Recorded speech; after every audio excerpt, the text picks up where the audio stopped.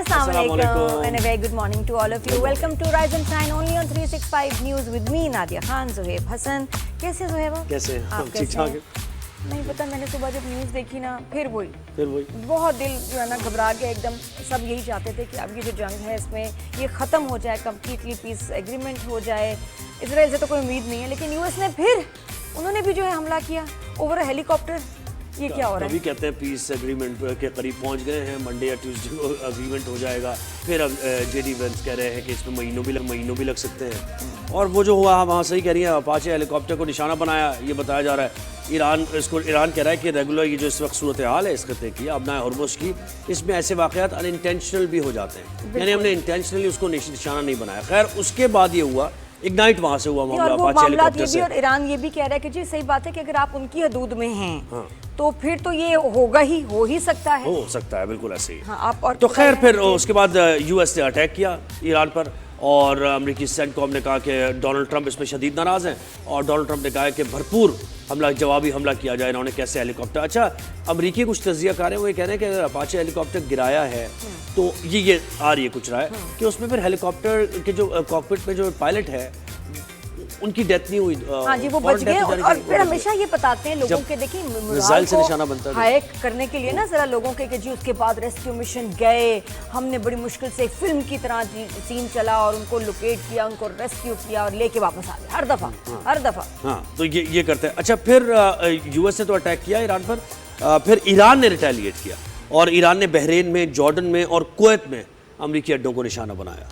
और precision attack Iran कर रहा है, बिल्कुल फौजी अड्डों को निशाना बना रहा है, उनको नुकसान भी पहुंचाया जा रहा है। अच्छा ईरान ने कहा है कि जो यूएस ने हम पे अटैक किए थे उसमें कम्युनिकेशन सेंटर भी हमारा मुतासर हुआ है, लेकिन जो ईरान ने अटैक किया उसमें कमांड एंड कंट्रोल सिस्टम को भी हदफ बनाया गया है बहरीन में, और काफ़ी ज़्यादा नुकसान हुआ है। हम कल ये बात कर रहे थे कि इजराइल जब हमले कर रहा था तो ईरान ने नहीं जो है बहरीन या किसी और ऐसे मिडिल ईस्ट कंट्री पे अटैक किया, रिएक्ट किया, रिस्पांस दिया नहीं, लेकिन जब यूएस हमला करता है तो फिर नहीं वो छोड़ते जी। इसलिए बहरीन पे एक बार फिर उन्होंने हमले किए। अच्छा लबनान के कमांडर इन चीफ से फील्ड मार्शल सैयद आसिफ मुनीर की मुलाकात हुई है जीएचक्यू में। बड़ी अहम ये मुलाकात है क्योंकि लबनान ही ट्रबल्ड एरिया है, और वहाँ पर ईरान इसलिए कह रहा है कि लबनान में अगर अटैक होते रहेंगे तो हम करते रहेंगे।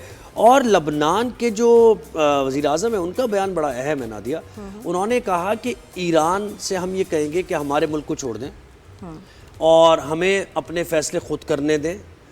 ईरान एक प्रॉक्सी के तौर पर और एज अ टूल इस्तेमाल कर रहा है नेगोशिएशन के लिए लबनान को। तो ईरान ये लेबनान ने कहा है जी, लबनान की अथॉरिटीज़ ने ये कहा है जी, उन्होंने कहा है कि ईरान इस मुआहदे तक पहुंचने के लिए हमें एज अ टूल इस्तेमाल कर रहा है। लोग हमारे मर रहे हैं और ईरान की तरफ से जो किया जा रहा है, इन्फिल्ट्रेट किया जा रहा है या हमारे मामलात में मुदाखलत की जा रही है, इसको बंद किया जाए। क्योंकि आपको पता है ना कि वो पीस डील की तरफ जाना चाहते हैं।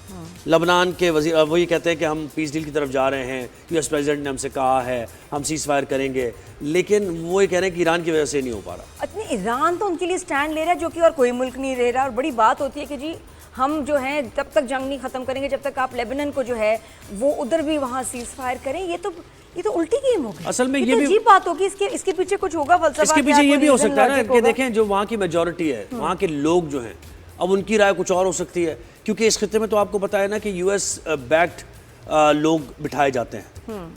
ये रहा है ना शाम में, जैसे आपने देखा, इराक में आपने देखा और दीगर जगहों पर आपने देखा, तो यूएस बैक्ड लोग होते हैं जो बिठाए जाते हैं। तो अब पता नहीं उनकी स्टैंडिंग क्या है अवाम में और कितना इलेक्टेड वो हैं, ये देखना पड़ेगा। लेकिन बहरहाल अथॉरिटी तो वो हैं और उसको लीड कर रहे हैं मुल्क को, तो उनके ये बात सही की कि ये क्या पब्लिक ओपिनियन भी है कि पब्लिक भी यही चाहती है। क्योंकि देखिए अगर कोई मुल्क आपके लिए इतना बड़ा स्टैंड ले रहा है तो बहुत कमाल बात है। लेकिन अगर ये कह देते और बाकी ईरान अगर इसको अलग कर दे लेबनान के मसले को तो इनके तो मसले कम हो जाते हैं, इनका तो पीस कॉन्ट्रैक्ट बड़ी आसानी से हो जाए। लेकिन ये कि ये तो इतना बड़ा क्लॉज है और इस पे उन्हीं का ही कह देना स्ट्रेंज। तो खैर टेंशन बढ़ गई है और अभी दोनों की तरफ से हमले खैर अभी तो बंद हैं, लेकिन ये कि रात में ये काफ़ी कुछ होता रहा। फिर हम आज के शो पे ज़रा बताया था ना, बात करेंगे भाई 6 घंटे से कम की अगर आप नींद लेते हैं तो आप बहुत सी बीमारियाँ आपको लाहक हो सकती हैं और इस खतरे से बचें। 6 घंटे तकरीबन 8 घंटे की नींद लें, तो इस पर हमने बात करनी है।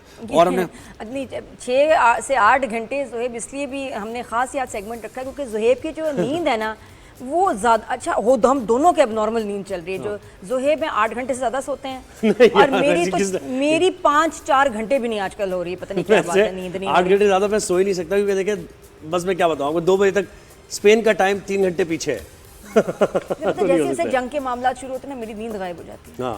हाँ, स्ट्रेस टेंशन पीछे जो है ना, सोच जो है आपको कुछ जगाए रखती है। और इसके अलावा कॉकरोच जनता पार्टी पे भी हम बात करेंगे। ये क्या हो गया, अरे भाई क्या से क्या हो गया, ये इतनी बड़ी एक जो मुसीबत मैं आपको बता रही हूँ, आने वाले वक्तों में एक बहुत बड़ी जो है ये खड़ी हो गई है। जो यूथ होता है किसी मुल्क का, और फिर ये कि जितना बड़ा जिसकी आबादी हो, जिस मुल्क की इंडिया जैसी, उसमें यूथ अगर एम्पावर्ड हो जाए, उनको एक ऐसा प्लेटफॉर्म मिल जाए जो कि मतलब उनको यूनाइट कर दे, तो वो कुछ भी कर सकते हैं, फिर वो किसी भी हुकूमत को गिरा सकते हैं। तो ये जनता कॉकरोच जनता पार्टी का आपको बैकग्राउंड पता है, जहां उनके सुप्रीम कोर्ट के जज ने कहा कि जी हमारे तो यूथ एक ये कॉकरोचेस हैं, तो कॉकरोचेस के ऊपर एक पेज बना दिया एक लड़के ने, व्हाट अ जीनियस बॉय। और फिर उसको विद इन डेज 22 मिलियन लोगों ने इसको जो है ना, यूथ ने जो उन्होंने इनको ज्वाइन किया, और अब ये इनके लिए बड़ा खतरा बन गई है। और इनके जो है ना वैसे डिमांड्स बहुत जबरदस्त है, इस पे भी हम बात करेंगे बिल्कुल, और मजीद भी और बातें होंगी। लेकिन ये कि यूएस और ईरान की टेंशन के बाद कौकब फशूरी साहब ने हमें ज्वाइन किया, यूएस से में ज्वाइन कर रहे हैं, एनालिस्ट हैं कौकब साहब। अस्सलाम वालेकुम, कैसे हैं? Good morning. वालेकुम अस्सलाम, अस्सलाम, आपके यहाँ की गुड मॉर्निंग जी, कैसे हैं आप लोग? सर हम ठीक ठाक हैं, खैरियत से हैं। ये क्या हो रहा है, कभी टेंशन हो जाती है, कभी हमले हो जाते हैं, कभी पीस डील ट्यूसडे को होने वाली होती है, कभी महीनों लग जाए, ये क्या हो रहा है? अब इसको सीरियसली ना लिया जाए, इसका मतलब है? नहीं, खैर देखिए, ये तो नहीं कह सकते कि इसको संजीदगी से नहीं लेना चाहिए, लेकिन देखिए ये इतना जब इसको फैलाना आसान होता है, किसी भी जंग का या किसी भी मामले का फैलाना आसान होता है। आप एक 8 साल के बच्चे को अगर घूर के देख लें या डांट दें या थप्पड़ मार दें, उसका रद्द-ए-अमल क्या होगा? उसके घर से कोई बंदूक लेके आ जाएगा, आप नहीं कह सकते, हो सकता है वो चुपचाप सहन के घर चला जाए। इसी तरह से ईरान एक इस तरह का मुल्क है, अमेरिका को और इजराइल को अंदाजा नहीं था कि वो इस तरह से रिटेलिएट करेगा। उसके पास इतनी ताकत है, इतनी रेजिलियंस है, उसकी आवाम इस तरह से इस्तकामत से अपनी क़यादत के साथ खड़ी हो जाएगी। और जब उन्होंने इस तरह का रद्द-ए-अमल दिखाया, तो फिर अमेरिका के पास ज़ाहिर है प्लान B, C, D नहीं था, और उसी का सबब है कि इस वक्त ये लोग बस अब ढूंढ रहे हैं कि किस तरह से इस मुश्किल से निकला जाए। और ज़ाहिर है फिर दरमियान में इजराइल एक बहुत बड़ा फैक्टर है। इजराइल को किसी तरह से भी रोकना अमेरिका के लिए सब दुश्वार हो रहा है। इसलिए मामला बहुत ज़्यादा पेचीदा है, संजीदगी तो है, लेकिन पेचीदगी हायल हो जाती है। सर वो भी ज़रा ये बताएं मुझे भी, ज़ुहैब ने थोड़ी देर पहले कंफर्म किया, ये लेबनान के जो हैं नुमाइंदे पाकिस्तान आए हैं, उन्होंने जो लेबनान का बताया है कि जी ये इसको पीस डील का हिस्सा ना बनाएं, ये हमारा मसला है। कमांडर इन चीफ जो उनके वजीर सरबराह हैं, उन्होंने ये बात की। कमांडर इन चीफ तो पाकिस्तान से मुलाकात की। अच्छा, तो ये उन्होंने बोली? जी उन्होंने बोली। वो वहाँ से बयान आया है। जी ये बड़ा अजीब बयान है, क्योंकि सब समझ नहीं आ रहा कि जी ईरान जो है इसको अपने पीस एग्रीमेंट में लेबनान को जो है ना रखें, ये हमारा मसला है, हम सॉल्व करेंगे, हैं? ये नहीं समझ आई जी। देखिए असल में लेबनान में जो रायामा है वो मुनक़सिम है, वहाँ पर जो आबादी की तकसीम है वो उसको बिल्कुल इस बात को आश्कार कर देती है। वहाँ पर 25-30 के करीब 25-30% शिया हैं, सुन्नी भी तकरीबन थोड़े से कम हैं, क्रिश्चियंस बहुत बड़ी तादाद में, एक और एथनिक और भी ग्रुप्स हैं वहाँ पर। तो जो शिया वहाँ पर हैं, जो वहाँ के जो हिजबुल्लाह को सपोर्ट करते हैं, वो तो बिल्कुल ईरान के साथ है। लेकिन जो बाकी दीगर ग्रुप्स हैं वो ये समझते हैं, और ज़ाहिर है हुकूमत उसमें शामिल है, हुकूमत भी नापसंदीदगी की नज़र से देखती है ईरान की जो वहाँ पर दखल अंदाजी है उसको। इस वक्त ईरान का जो पूरा स्टैंड है वो लेबनान ईरान कहता तो है, लेकिन ईरान का वहाँ पर जो एलाय है सही मानों में वो हिजबुल्लाह है। जिस तरह से यमन में देखते हैं आप, हूती हैं, पूरा का पूरा यमन उनके साथ नहीं है, ना वो पूरे के पूरे यमन के साथ है, लेकिन ज़ाहिर है उनको इस तरह से आइसोलेट नहीं कर सकते, और उन्होंने उसको इशू बनाया हुआ है।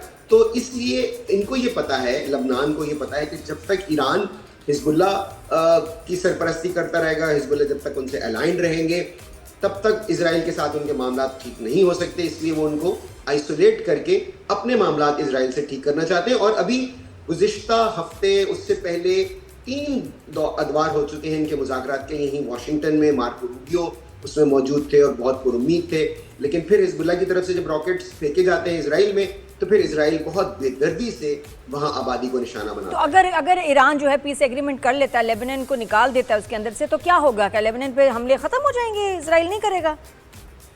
जरूरी नहीं है। देखिए ये जब तक हिजबुल्लाह की तरफ से नहीं होता, और फिर इसमें मौकूफ नहीं है। इजराइल तो अपने तौर पर भी बहुत सी कार्रवाइयाँ ऐसी करता है जिसकी कोई तौजीह नहीं होती, जिसकी कोई मंतिक नहीं होती, लेकिन इस वक्त कम अज कम ये नजर आ रहा है कि हिजबुल्ला, अब पता नहीं ये इनके पास जाहिर है कि यकीनन ईरान की इनको सपोर्ट होगी, इतना सब कुछ होने के बावजूद भी, और हिजबुल्ला की जो टेक्निक्स हैं, जो फौजी टेक्निक्स हैं उनकी, वो बेहतर से बेहतर होती जा रही है। अब उनके पास बहुत ही सोफिस्टिकेटेड किस्म के ड्रोन्स आ गए हैं जो कि जाके ट्रैक करके इजरायली फौजियों को हिट करते हैं।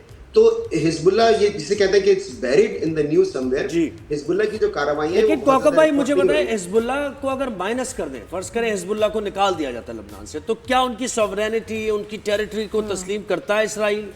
ये कोई मौक़िफ़ ऑफिशियली दिया या वो कैप्चर ही करना चाहता है इस इलाके को?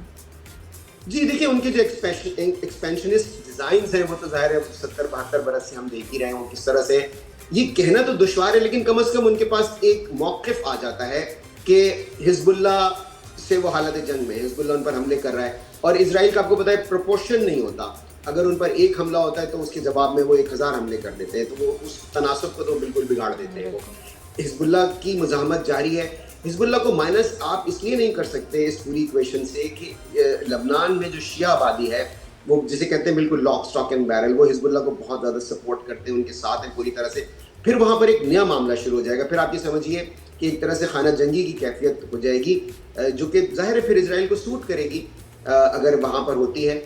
तो इसीलिए मैं कह रहा हूँ कि ये मामला इस कदर पेचीदा है कि लबनान चाहता है कि उसको इस मामले से दूर रखा जाए, लेकिन चूंकि हिजबुल्ला एक फरीक है और ईरान किसी भी तरह से उससे दस्तबरदार होने को तैयार नहीं है। इन्होंने ये शर्त रखी थी कि ईरान अपनी प्रॉक्सी से विड्रॉ हो जाएगा, लेकिन देखिए कि दुनिया की अगर हम हालिया 40-50 बरस की तारीख देखें तो ये सिर्फ दूसरी दफ़ा हुआ है कि किसी तीसरे मुल्क के लिए किसी ने हमला किया हो, जैसे कि अमेरिका ने किया था इराक पे कुवैत की वजह से, और अब ईरान ने लबनान की वजह से इजराइल पे हमला किया। सही है। और लबनान की स्ट्रेटेजिक कोई या सिर्फ एक्सपेंशनिज्म की बात आप करें कि फारिस के लोग चाहते हैं कि भाई यहाँ इन्फ्लुएंस रहे, मिडल ईस्ट पे भी नज़र हम रखें, तो इस वजह से हमें लबनान को देखना है, या वैसे कोई स्ट्रेटेजिक इसकी कोई अहमियत है? दोनों ममालिक के लिए देखिए, ईरान के लिए इसलिए है कि वो उनका एक रीजन में सबसे अहम एलाय है। लोग हमास को वैसे ही कहते हैं, हमास का बराह रास्त ईरान से कोई ताल्लुक़ नहीं है, ना उनके बनाने में है, और लेकिन चूंकि शिया फैक्टर है इसलिए हिजबुल्ला उनका सबसे तवाना एलाय रीजन में, क्योंकि देखिए बाकी तो जो ममालिक हैं वो ज़्यादातर उनकी आबादी सुन्नी है, अगर आप बहरीन को अगर हटा दें तो वो सऊदी अरब के साथ नेचुरली वो एलाय करते हैं, वो एलाय बन जाते हैं, उनके साथ जाते हैं। ईरान के लिए सबसे अहम जो है खत्ते में वो लबनान है। इजराइल के लिए क्यों अहम है? क्योंकि बॉर्डर है। इजराइल को जो भी ममालिक इजराइल से बॉर्डर शेयर करते हैं, इजराइल आपको पता है कि उनके एक्सपेंशनिस्ट उनके एम्स हैं, वो चाहते हैं कि उसको एक्सपेंड करें ज़्यादा से ज़्यादा। वो ये कहते हैं कि जी उनका सेंस ऑफ इनसिक्योरिटी उनको बैठने नहीं देता, क्योंकि उन्हें लगता है कहीं से भी अगर एक कोई छोटा सा भी रास्ता उनके दाखिल होने का होगा तो वहाँ से उनके खिलाफ कार्रवाइयाँ होती हैं।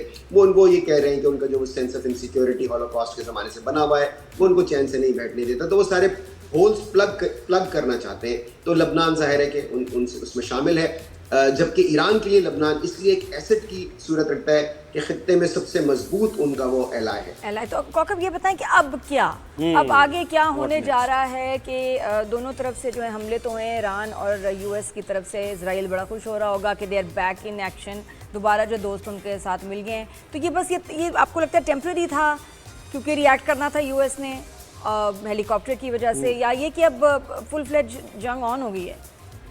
नहीं, मुमकिन अब बहुत कम इस बात के इम्कानात हैं कि दोबारा से उसी तरह से जंग शुरू हो जाए, क्योंकि देखिए बहुत फटीग फैक्टर भी है, प्लस यहाँ पे यूएस कांग्रेस ने सदर ट्रंप को मना कर दिया, उनके इख्तियारात महदूद कर दिए कि वो अब ईरान पर दोबारा हमला नहीं कर सकते। अभी इसकी सेनेट से अप्रूवल होनी बाकी है, लेकिन और अभी आपने सुना होगा कि सदर ट्रंप ने ये पहली मरतबा इजराइल की हिस्ट्री में पहली मरतबा हुआ है कि किसी सदर ने इतना खुल के कहा है कि अगर आपने लबनान पे हमले जारी रखे तो हमारे आपके रास्ते अलहदा हो जाएंगे।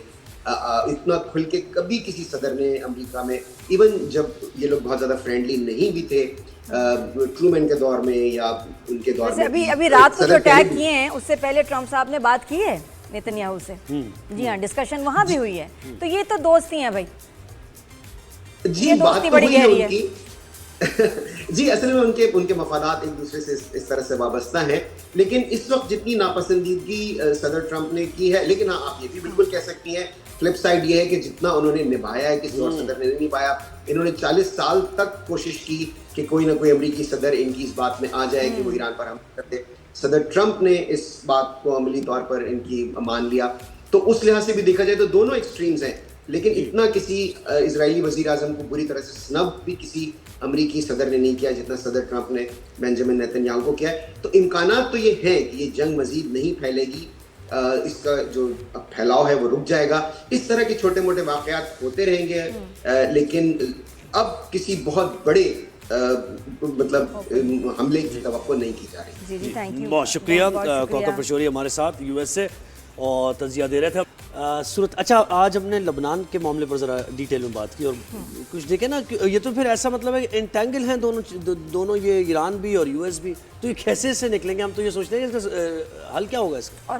और ये बड़ी अजीब बात है, ये जो बयान आया है लेबनान की तरफ से बहुत ही अजीब है, बहुत ही अकेले क्या ये सब मैनेज कर देंगे, और या ये चाहते हैं कि जी इजराइल कैप्चर कर ले, जो कि उनका मकसद है। 20% एरिया जो है लेबनान का वो कैप्चर कर चुके हैं, ग्राउंड फोर्सेस वहाँ हैं उनकी, और ऐसे में ऐसा बयान आना बड़ी अजीब बात है कि जी आप हमारी फिक्र ना करेंगे, हम संभाल लेंगे। बड़ा अच्छा संभाला है आपने, 20% तो आपका ले गया इजराइल, बड़ा प्यारा संभाल रहे हैं आप, आगे भी ऐसे संभालेंगे। आगे क्या होता है, एक ब्रेक लेते हैं, ब्रेक के बाद वापस आएंगे, कहीं जाएंगे।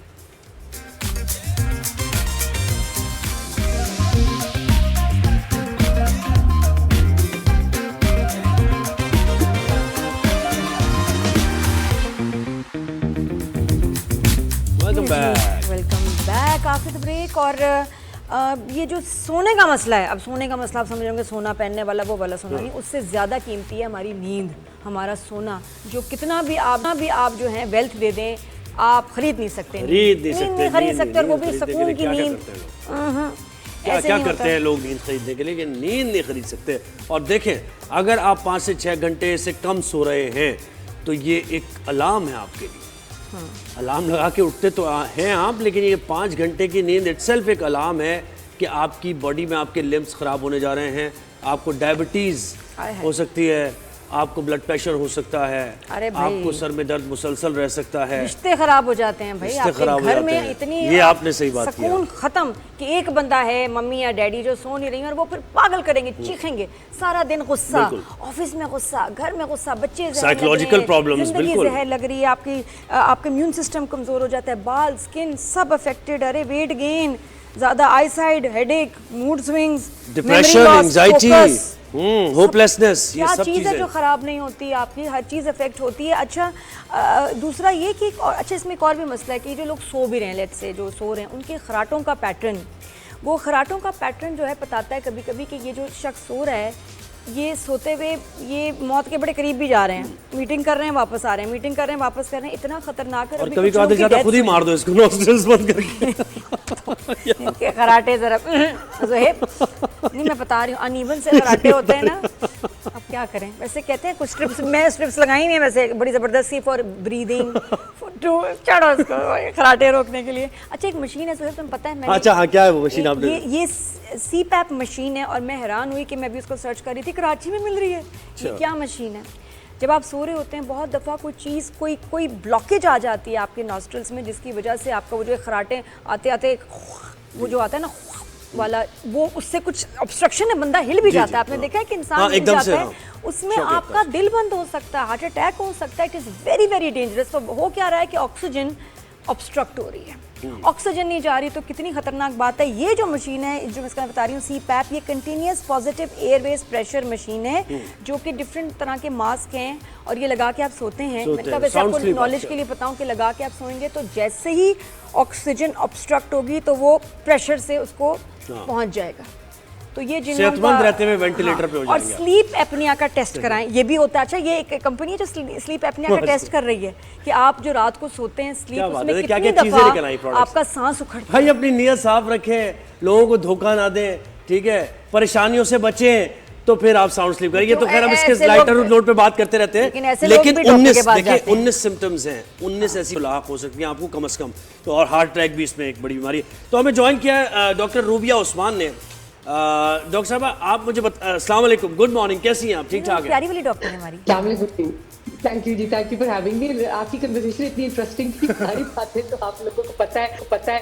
I am quite impressed. Really thank you so much, बहुत शुक्रिया। अच्छा ये बताएं ज़रा, ये स्लीप एपनिया, फिर उसके बाद CPAP मशीन का भी मैंने कहा कि कोई हल भी बताएं, ये क्या चीज़ है? पाकिस्तान में भी आ गई माशाल्लाह। बहुत सारे सवाल हैं। रूबिया कहाँ से शुरू करें? सो स्लीप डिप्रीवेशन वाली बात बिल्कुल सही है। WHO, CDC, सारे जो सेंटर्स ऑफ हेल्थ है वो कहते हैं कि आपकी स्लीप एक्चुअली 6 घंटे नहीं 7 to 9 आवर्स रिकमेंडेड है, जो मेरे लिए भी शौक था क्योंकि मैंने 6 घंटे समझ के बैठी हुई थी। हम So, तो नहीं 7 सोई, to मैं 9 कभी नहीं hours सोई रूबिया, मेरी एवरेज नींद 4 घंटे है। Wow. No, I'm not surprised though, Nadia, because you are such a high functioning, like intelligent person. I'm not surprised because her individual की different normal होता है. That might be normal for you. I wouldn't be surprised. क्योंकि आप तो energy का गोला है, जो सच्ची बात है. So I would not लेकिन be I am surprised. Still better. Sahir तो ये भी नहीं सोता, साहिर लोधी तो 4 घंटे भी नहीं सोते। हाँ, दिनों जागते हैं और फंक्शन कर रहे होते हैं। हम क्या तो हर एक नहीं, मैं चाहूँ भी तो मैं इतने घंटे सो भी नहीं मेहनत सकती। करता है भाई वो। ये क्या वजह है? नहीं, and the other thing is that ये sleep is important during usual sleep hours. तो एक और भी बड़ा मसला है बेतुकी sleep. So for example आप 10 to 2 AM तक जाग रहे हो और रात के 1 या 2 बजे सो रहे हैं, वो भी आपके लिए खतरनाक है. A lot of people don't realize कि आपकी maximum regeneration, regrowth, आपकी healing body की और सारी hormone regulation होती है 10 PM और 2 AM के दरम्यान में majority of the time. तो आप अगर उन औकात में जाग रहे हैं तो और टीवी देख रहे हैं, रील्स देख रहे हैं या whatever you're doing, तो आप अपनी बॉडी को undue स्ट्रेस से गुजार रहे हैं. तो वो तो it's extremely dangerous for you. और sleep apnoea is completely different. So Nadia, thank you for bringing that up. इसका आपने बोला बिल्कुल वही मौत के कुएं वाली बात की है कि वो these are the people who are sleeping और बहुत ऊंचे खराटे लेते हैं और सडनली हड़बड़ाते हैं. उठते नहीं है, दे स्टिल स्लीपिंग, लेकिन वो हड़बड़ाने की आवाज भी आती है and then they suddenly start breathing normally for a little bit. तो ये पैटर्न होता है जो बार बार होता रहता है. और इन लोगों में बेसिकली दिमाग को ऑक्सीजन नहीं मिल रही होती है. तो ये these can be overweight people can also have this problem, जिनकी गर्दन बहुत चौड़ी होती है तो नेक सर्कमफ्रेंस से बड़ा फर्क पड़ता है. एडेनॉइड्स, टॉन्सिल्स जिनके बड़े हो, जिनकी नेजल ऑब्स्ट्रक्शन बहुत ज्यादा हो, and there are certain other people with other chronic elements जिनके साथ भी ये हो सकता है. और उसका yes cure is the CPAP machine जो पॉजिटिव प्रेशर से आपको ऑक्सीजन देती है. डॉक्टर साहब, ये 6 घंटे से कम की नींद के बारे में जरा बताएं, क्या यानी कितनी प्रॉब्लम हो सकती है इंसान को और एडवांस एज में जाके खास तौर पे? अच्छा, सबसे मजे की बात ये, वाइल इसके बहुत लीथल किस्म के इफेक्ट्स हैं, स्ट्रोक, हार्ट अटैक वगैरह वगैरह, लेकिन मैं स्टार्ट करूंगी वेट गेन से, क्योंकि बिलीव इट और नॉट वेट गेन से लोग ज्यादा डरते हैं हार्ट अटैक और स्ट्रोक की निस्बत इट सीम्स. तो सबसे इंपॉर्टेंट बात ये कि if you not sleeping well during usual sleeping hours तो आपने मोटे होना ही होना है. आपकी 3-4 बॉडी में क्लिनिकल मैकेनिज्म वाली चीजें हो रही हैं. इंसुलिन रेजिस्टेंस बढ़ रही है और आजकल हर बंदा जो टिकटॉक और इंस्टाग्राम पे है वो एक्सपर्ट है इंसुलिन रेजिस्टेंस पे. तो इंसुलिन रेजिस्टेंस बढ़ रही है. आपका जो आपका एंजाइम कंट्रोल करता है आपकी भूख, तो वो बढ़ रहा है, यानी कि आपको भूख ज्यादा लगेगी, आप ज्यादा खाना खाएंगे. जो आपका एंजाइम कंट्रोल करता है भूख को कम करना, यानी कि जो आपको बताता है आपकी बॉडी को I am full, I don't want to eat anymore, वो खत्म हो जाएगा. तो as a result of that you eat more, you have higher insulin resistance. तो एज अ रिजल्ट आपकी बॉडी में प्रोसेस भी नहीं कर पाती, आपकी तोंद निकल आएगी, आपका वेट गेन होगा, आपको डायबिटीज होगी, and obviously it increases risk of heart attack, stroke and everything along with that. सही बात है, लेकिन बच्चे खा रहे हैं उनको देख के दिल चाहता है. आजकल तो मेरे खुद ईटिंग हैबिट्स खराब हुए हैं. बच्चे थोड़ी देर बाद इतनी मजे की चीज़ बना रहे हैं, एयर फ्राई किए मम्मा, एयर फ्राई किए, तो मेरा भी ना उनको देख के मैं खा रही हूँ. I don't believe that for a minute. मैं आप जब अपने शो का जब प्रिपेयर कर रही थी तो मैं एक जो रट्टा लगा के एक सेंटेंस आई थी, वो ये आई थी कि जो हाईली ड्रिवन पीपल होते हैं लाइक योरसेल्फ, आप लोग सेलिब्रिटीज हैं, आप लोग टीवी पे आते हैं, these people are very disciplined. लोग अक्सर मोटिवेशन का रोना पिटना लगाते हैं, दे गो लाइक कि जी आप तो मोटिवेटेड है, हम तो मोटिवेटेड नहीं है. No, it's not that. ये you guys are disciplined. You know कि योर स्लीपिंग टाइम्स क्या है, आपके एक्सरसाइज टाइम्स क्या है, आपकी ईटिंग हैबिट्स क्या है. ठीक है, you might joke about it and you will indulge occasionally, but I don't believe for a minute that Nadia, for example, would be eating unhealthy consistently. मैं ये बात नहीं मान सकती. You wouldn't have stayed the same. सही बात है. कराची में तो डॉक्टर साहब बड़ा मुश्किल है ये तो काम. 1 बजे तो ऐसा होता है कि अभी कहीं चलो शॉपिंग पे चलते हैं. और अभी समर वेकेशन में उस दिन मैं किसी शादी पे 2 बजे आ रही मैं डॉक्टर साहबा. अरे बच्चे थे बाइक पे बैठे हुए, बच्चे आ रहे थे, वो कहीं जा रहे थे, आ रहे थे मम्मी डैडी के साथ. 2 बजे क्या पार्टी चल रही है छोटे बच्चों की. No, so that's very dangerous, you guys. I mean, आप as adults देखें, आपको समझ है, आपको मतलब शऊर है, आपको पता है कि अगर आप कुछ कर रहे हैं तो आप रिस्क ले रहे हैं. बच्चों को शऊर नहीं है, बच्चे are relying on you.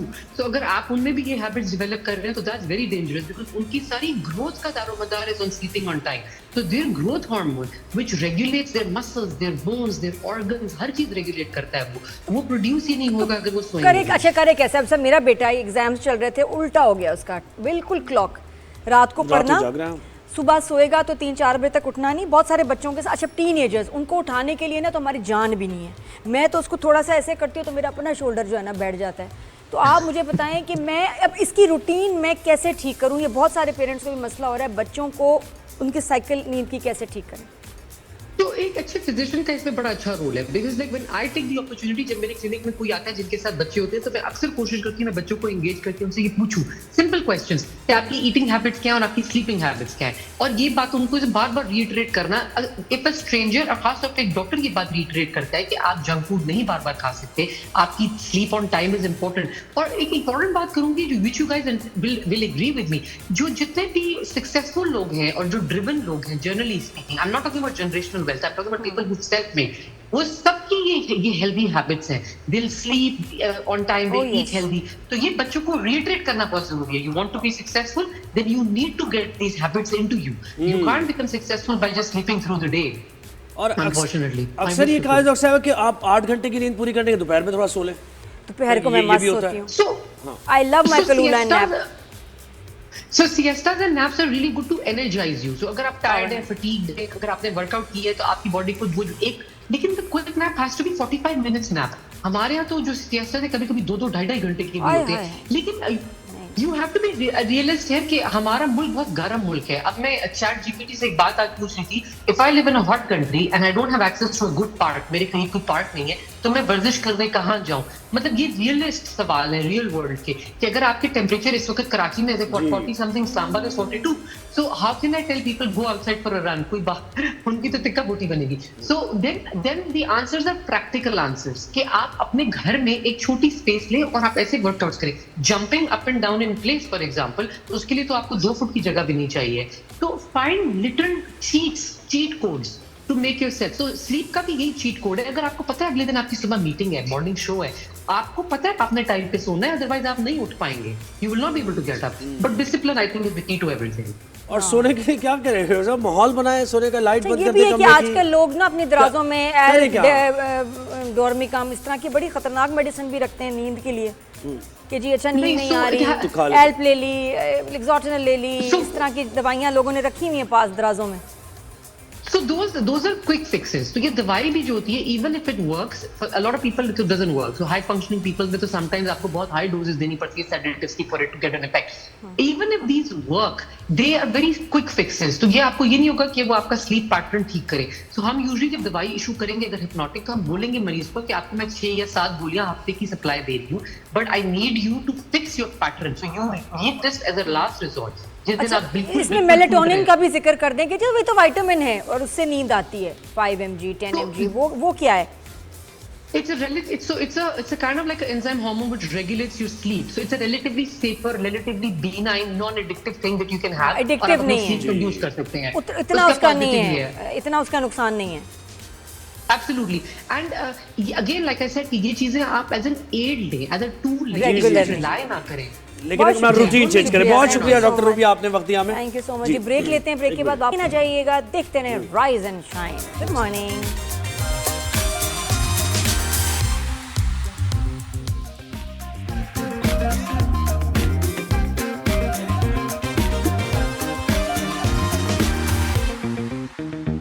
क्या बात है, भारत में कॉकरोचेस जो हैं वो छा गए हैं, बड़ी कमाल बातें कर रहे हैं। हाँ, कॉकरोच जनता पार्टी। भाई कॉकरोच ही फिर अपने हुकूक की बात करेंगे ना, जब उनकी हुक्मरान जमात बात नहीं करेगी और वो तो तफरीक की बात करेगी तो फिर ऐसी जमातें निकलेंगी।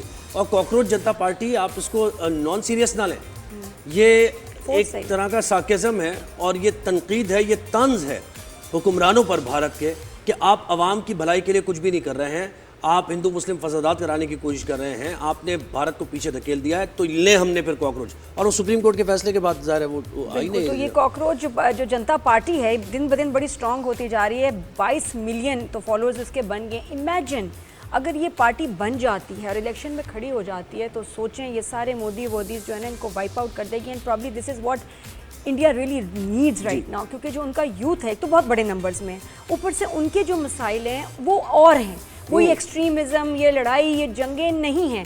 उनको चाहिए सर्वाइवल, अच्छा स्टैंडर्ड ऑफ लाइफ, एजुकेशन और तरक्की, जॉब अपॉर्चुनिटी उनको चाहिए और इक्वल अपॉर्चुनिटी उनको चाहिए, तालीम के मौके चाहिए। और इसीलिए उन्होंने उनका जो मुतालबा जंतर मंतर पर एहतजाज किया, दिल्ली की ये पार्टी है, और उन्होंने कहा कि वज़ीर तालीम मुस्ताफ़ी हो, क्योंकि तालीम उनकी प्रायोरिटी में है ही नहीं, वो तो सियासत कर रहे हैं यहाँ पर। और हमें यूथ को तो तालीम ही चाहिए ना, जिसकी वजह से हम इस मुल्क को आगे बढ़ाएंगे। तो और खैर उसको रियलाइज़ करना, उसकी इम्पोर्टेंस कितनी अच्छी बात है। और आई थिंक वाकई ये तो पार्टी बनी जानी चाहिए। तो बहुत बेहतर हालात आ सकते हैं भारत में और इसको स्ट्रॉन्ग होना चाहिए। वैसे सब घबरा गए इनसे, जो इनकी स्ट्रेंथ देखिए मोदी वगैरह की, नींदें उड़ गई हैं, हराम होगी। और वो कहते हैं कि जो बजट्स हैं ना, आप डिफेंस अटैक इन पे ना खर्च करें, हमारी स्टैंडर्ड ऑफ लाइफ पे, तालीम पे, सेहत पे, भारतीयों के उन पे खर्च करें। ये सब ये कहाँ जा रहा है? क्योंकि स्टैंडर्ड जो आपको एक एवरेज भारतीय की जो है ना स्टैंडर्ड ऑफ लाइफ, वो एक स्लम में है। इतना गंदा स्टैंडर्ड ऑफ लिविंग है कि आप सोच भी नहीं सकते। धारावी आप देखिए, मुंबई धारावी देखिए आप, उसकी डॉक्यूमेंट्री जरा यूट्यूब पे जाके आप हैरान हो जाएंगे कि उनका घर गटर एक चीज है, सब साथ में मिल रहा है और बच्चे उसी गटरों में जो है, उस गटर के पानी में लिटरली वो जो है उसमें पल रहे हैं। बिल्कुल ऐसे ही, बहुत मुश्किल। और ये कैंपेन जो चल रही है, इसमें हर जो नौजवान है वो ये कह रहा है कि मैं हूं कॉकरोच, अब कर लो जो करना है। आप हमें कॉकरोच कहते हैं ना, और कॉकरोच की तरह हमें ट्रीट किया जा रहा है। हालांकि हम ही सबसे जो एसेट है इस मुल्क का, वो यूथ होती है। उसको आप कॉकरोच बना रहे हैं तो ठीक है, हम हैं कॉकरोच। बिल्कुल। और फिर मुझे एक चीज़ और, दिल्ली में, नई दिल्ली में आप ये देखें कि आम आदमी पार्टी भी यहीं से आई, तो वहाँ वो लोग अवेयर हैं, मुझे लग रहा है। दिल्ली के अवाम अपने हुकूक की को लेकर बहुत बिल्कुल। और ये कॉकरोच अगर फैलने लग गए ना भाई, तो मोदी कंट्रोल नहीं कर पाएंगे आप, बिल्कुल भी। बड़ी तेजी से फैलते हैं और फिर जीना हराम कर देते हैं। And I hope this actually happens, क्योंकि यूथ जो है सही ट्रैक पे जा रहा है भारत में। एक ब्रेक लेते हैं, ब्रेक के बाद वापस आएंगे, कहीं जाइए।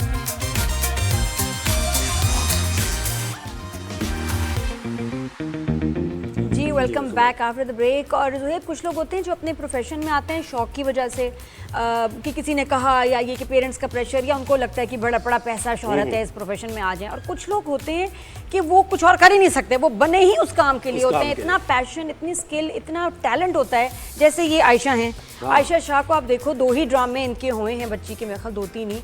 और इसको देख के पता चलता है कि यार ये बनी इस काम के लिए, सो कॉन्फिडेंट एंड नेचुरल। वो भी थोड़ी देर में आएंगी हमारे शो पे, जिस काम के लिए बना होगा वही प्रोफेशन में चला जाए ना, तो ऐसे एक्सेल करता है वो कि लीप से बहुत ही।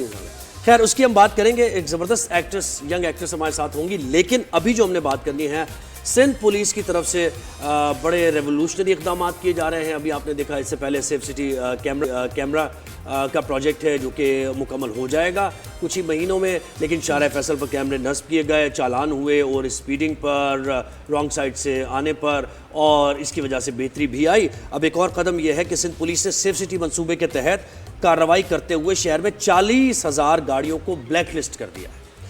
अब वो ब्लैक लिस्ट हुई हुई गाड़ियाँ ट्रैफिक वायलेशन में या तो इन्वॉल्व हैं, या वो ट्रांसफ़र नहीं हुई हैं, जो चला रहा है उसके नाम पर होता है ना, अक्सर ऐसा होता है, या टैक्स पे नहीं किया गया उन गाड़ियों का। तो ये सारे मामलात इन गाड़ियों के साथ हैं। अच्छा, बताया गया कि जिन गाड़ियों के मालिकान का रिकॉर्ड मुकम्मल नहीं है उनको इसमें शामिल किया गया है। सरकारी वाजिबात जिन्होंने अदा नहीं किया उनको शामिल किया गया। और शहरियों को अब ये हिदायत की गई है कि फौरी तौर पर पुलिस पोर्टल पर जाकर अपनी गाड़ी की मालूमात चेक करें, और उनकी गाड़ी ब्लैकलिस्ट अगर है तो 1 जुलाई से पहले उसकी मिल्कियत तब्दील करवा लें। बहुत बड़ा मसला है। और ये देखिए आसान लफ्जों में ये कि अपने नाम नहीं कराते हैं गाड़ी, अपने नाम नहीं कराते, इसलिए नहीं कराते कि एक तो एक टैक्स ना देना पड़े, ठीक है ना, दूसरा है कि फौरन आगे भेज देंगे, वरना ट्रांसफर फीस भी तो लगती है ना। ट्रांसफर की फीस से बचना है, आपको टैक्स से बचना है, तो आप कहते हैं कि यार हम ट्रांसफर नहीं करते, अभी हम किसी के नाम पे, अपने नाम पे नहीं करते, आगे जाके फिर इसको बेच देंगे। और इसमें खतरा क्या है? और फिर फाइन भी ना हो। इसमें खतरा ये है कि कोई क्रिमिनल एक्टिविटी में अगर इन्वॉल्व हुआ और वो कार इस्तेमाल की गई, तो वो कार आपके नाम पे है। FIR जब कटेगी फिर आपको बुलाया जाएगा, मालिक कौन है आप कहोगे मैंने तो 1 साल पहले बेच दी थी, तो फिर आपको वो जो कोर्ट कचहरी के चक्कर भुगतना पड़ेगा ना। तो उससे बेहतर है कि ट्रैफिक फाइन्स कैसे आएंगे? अगर आपकी गाड़ी ने कोई वायलेशन की है तो पुलिस को ये भी नहीं पता चल सकेगा कि ये गाड़ी है किसकी। तो ये भी चालाकियां हैं, लेकिन अब आप पकड़े जाएंगे। बिल्कुल ऐसे हमें ज्वाइन किया है मलहीर खान साहब ने, जो कि DS पर ये जो रेगुलेटरी जो सिस्टम पूरा आया है इसको देख रहे हैं। टैक्स के नाम से ये सिस्टम है। अस्सलाम वालेकुम, गुड मॉर्निंग, कैसे हैं आप? वालेकुम सलाम Zuhaib and Nadia Khan, thank you so much. जनाब आली, मलिर साहब बताएंगे चालाकियां क्या कर रहे थे जो ये लोग अपने नाम पे गाड़ियां नहीं कर रहे थे और ऑन द रोड होती थी ये, तो इसके पीछे क्या इनकी प्लानिंग थी? देखिए, अभी सबसे पहले आपका शुक्रिया कि आपने ऑन एयर लिया, और ये जो एक पब्लिक सर्विस मैसेज है इसको स्प्रेड करने में आपने अपना किरदार अदा किया। जाहिर सी बात है, इनका डेलिब्रेट तो अटैम्प्ट में नहीं कह सकता, लेकिन ये है कि शायद ये सिस्टम से एस्केप करना चाह रहे हैं जो डिजिटल इन्फोर्समेंट है हमारी, ताकि हम ट्रैफिक के डिसिप्लिन को इंश्योर करें और पब्लिक की सेफ्टी को भी इंश्योर करें। और जाहिर सी बात है इंश्योर तब होता है सिस्टम जब एक कलेक्टिव एफर्ट्स डाली जाती है। तो ये जो गाड़ियों के मालिकान हैं इनका कोई एक विलफुल अटैम्प्ट तो नहीं कह सकता, लेकिन हो सकता है इनकी नेग्लिजेंस जरूर हो गाड़ियों को रजिस्टर ना कराने में। और इसमें सर एक चीज़ ये है ना कि अगर किसी गाड़ी ने ट्रैफिक वायलेशन की है तभी वो आपके डेटा में आएगी, क्योंकि देखें ना वायलेशन के बगैर अगर किसी के नाम है गाड़ी चला कोई और रहा है तो वो तो आप ट्रैक नहीं करेंगे ना। तो ये वही गाड़ियां जिनका या तो टैक्स पे नहीं हुआ हुआ या फिर उन्होंने कोई रूल्स को ब्रेक किया है, ऐसे ही है ना सर? जी बिल्कुल, जब क्योंकि हमारा सिस्टम इतना स्मार्ट है और इतना एफिशिएंटली काम कर रहा है, जब एक गाड़ी वायलेशन करती है और उसको जब टिकट जाता है, फॉर एग्जांपल गाड़ी है जी जोहेब के नाम पे और गाड़ी वो परचेज की है नादिया खान ने, लेकिन अभी भी गाड़ी ना जोहेब के नाम पे चल रही है, तो जब टिकट जाता है ना नादिया खान उसको ओन करती है ना जोहेब, क्योंकि जोहेब कहता है जी मैंने गाड़ी तो बेच दी, तो नादिया खान पे लाजिम है कि वो गाड़ी अपने नाम रजिस्टर करा ले। जब वो सिस्टम में गाड़ी आ जाती है कि इस गाड़ी ने इतनी वायलेशंस की हैं और ये रेगुलराइज नहीं हो रही सिस्टम में, तो लिहाजा सिस्टम इसको ऑटोमेटिकली ब्लैकलिस्ट करा। सर इसमें जोहेब की जिम्मेदारी क्या है? हाँ, जोहेब की जिम्मेदारी क्या? मैंने जैसे ट्रांसफर कर दी गाड़ी, अब ये तो नादिया की जिम्मेदारी है ना कि वो अपने नाम पे करे, मैं बार बार तो नहीं कह सकता। ट्रांसफर नहीं किया आपने, सिर्फ सेल। हाँ सेल कर दी मैंने, ट्रांसफर ही नहीं हुई। तो मैं कैसे मेक श्योर कराऊंगा कि भाई नादिया इसको अपने नाम पे ट्रांसफर कराएं? आप बार बार कॉल करूं नादिया को, क्या कैसे होगा ये? मुझे पता है एक्साइज डिपार्टमेंट की एक मोबाइल कैंपेन भी चल रही है, और दूसरी बात यह है कि आप पे लाजिम है कि आप खुद बायोमेट्रिक कराएंगे जी मैंने गाड़ी बेच दी है नादिया खान को। अब नादिया खान की गाड़ी खुदा ना खासा किसी क्रिमिनल एक्टिविटी में हो रही है या वायलेशंस अंडरटेक कर रही है तो जिम्मेदारी नादिया खान की। बायोमेट्रिक कहाँ होंगे आपने सर? बायोमेट्रिक ये कहाँ होंगे बायोमेट्रिक किसके? एक्साइज डिपार्टमेंट के डिफरेंट फैसिलिटेशन सेंटर्स खुले हैं। एक्साइज डिपार्टमेंट रोड कैंपेन चला रही है, मोबाइल कैंपेन। अच्छा सही है। ये मुझे इसका, अच्छा सर ब्लैक लिस्ट का क्या मतलब है कि गाड़ी को अब हमने ब्लैक लिस्ट कर दिया, उसमें किस तरह होता है, होगा क्या फिर गाड़ी और मालिक के साथ? अब ये होगा जब हम देखते हैं हमारे पास ना 3-4 कैटेगरीज की ब्लैक गाड़ियां हैं जिनको हमने ब्लैक लिस्टेड हमारे सिस्टम ने करार दिया है। ठीक है। पहली गाड़ी वो है जो परचेज तो की गई लेकिन अपने नाम ट्रांसफर नहीं कराई गई। दूसरी गाड़ी वो है जिन्होंने अपनी जो एड्रेस है जानबूझ के इनकम्प्लीट रखी है। और तीसरी कैटेगरी वो है जो चालान की मद में गवर्नमेंट के ड्यूज जो हैं आउटस्टैंडिंग अदा नहीं कर रहे। अब वो जब गाड़ियां रोड पे चल रही होती हैं तो जाहिर सी बात है हमारा सिस्टम उसको डिटेक्ट करता है और इनको रेगुलराइज करने के लिए हमने इनको ब्लैक लिस्ट करार दिया है, ताकि जब हम क्रैकडाउन स्टार्ट करें कि पब्लिक को परेशानी का सामना ना करना पड़े, गाड़ियों के जो मालिकान हैं उनको एक इनकन्वीनियंस ना हो। फॉर एग्जाम्पल आप अपने बच्चों के साथ स्कूल जा रहे हैं, आप हॉस्पिटल रश कर रहे हैं और सिस्टम ने बीप दिया कि ये गाड़ी तो ब्लैक लिस्टेड है, तो लिहाजा पुलिस को गाड़ी को कन्फिस्केट करेगी, इंपाउंड करेगी और इनको आर्म भी करेंगी। तो जाहिर सी बात है हमने 1 महीने का टाइम दिया इनको कि आप ये चीजें दुरुस्त करें। अगर आपकी एड्रेस नामुकम्मल है वो मुकम्मल कराएं। अभी तक आपने गाड़ी ट्रांसफर नहीं कराई तो आप टाइम पे ट्रांसफर करा लें और गवर्नमेंट के वाजिबात हैं वो अदा करें। और अगर गाड़ी घर पे खड़ी है सर, जो फेक नंबर प्लेट्स घर पे गाड़ी खड़ी है, ये जो फेक नंबर प्लेट यूज कर रहे हैं उनके लिए हमने वो जो क्रिमिनल एक होती है एक्टिविटी इसमें इन्वॉल्व होते हैं, ये गाड़ी ये क्रिमिनल एक्टिविटी में आ जाती है और they will be dealt heavy handed. सही है। और अगर घर पे गाड़ी खड़ी है तो वहां से भी कॉन्फिस्केट हो जाएगी सर, एक यानी डेडलाइन के बाद? बिल्कुल, 1 जुलाई से हमारी इन्फोर्समेंट आप रोडों पे देखेंगे उनके खिलाफ वो गाड़ियां जिन्होंने गवर्नमेंट के इस पूरे 1 महीने में कोई फायदा नहीं उठाया और अपना रिकॉर्ड रेक्टिफाई नहीं कराया। सही। अच्छा सर ये बताएं कि फाइन्स हो रहे हैं आजकल? वैसे वो पहले तो आसपास भी लोग रो रहे होते थे, वो शिकायत कर रहे होते थे यार मेरा फाइन हो गया, मेरा फाइन हो गया। अब जरा इतना कुछ सुनने में आया नहीं, फाइन्स हो रहे हैं। इसके अलावा लोगों ने वायलेशंस की हैं और उनको फाइन नहीं आए। नहीं, लोगों के पास वायलेशंस पहुंच रही हैं और कभी कभी लोग जो टिकट हमारा पोस्टल वाला बंदा जाता है उससे टिकट लेने से इनकार करते हैं। और हमने एक पोर्टल बनाई, सिटीजन ऐप बनाई है। उस सिटीजन ऐप में आप खुद जाके अपनी गाड़ी चेक कर सकते हैं कि आपकी गाड़ी पे फाइन है कि नहीं है। सही है।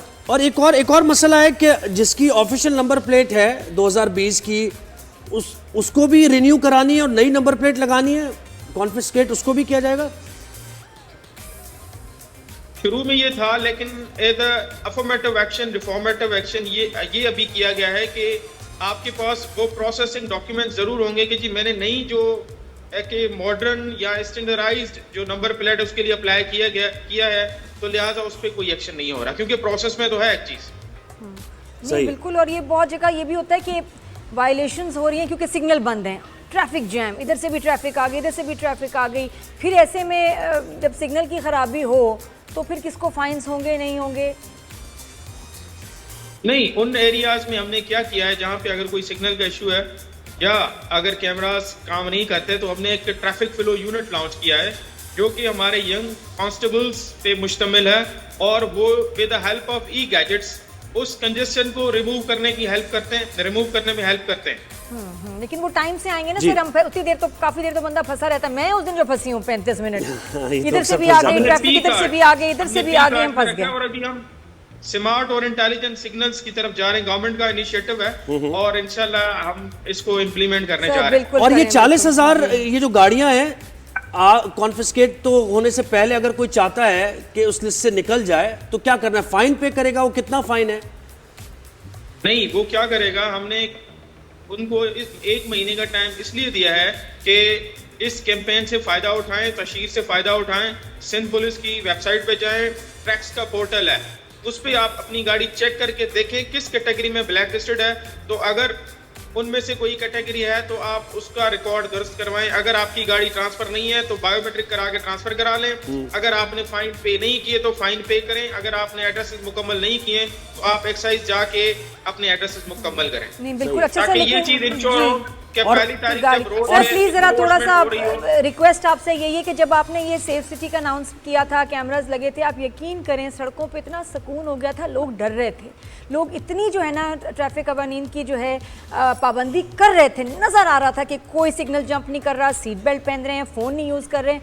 सर यकीन करें प्लीज़, ये वापस शुरू हो गया है, हम फिर से तंग होने लगे हैं। वो लोगों में खौफ ज़रूरी है, खौफ से चाहिए, खौफ के आगे जीत है।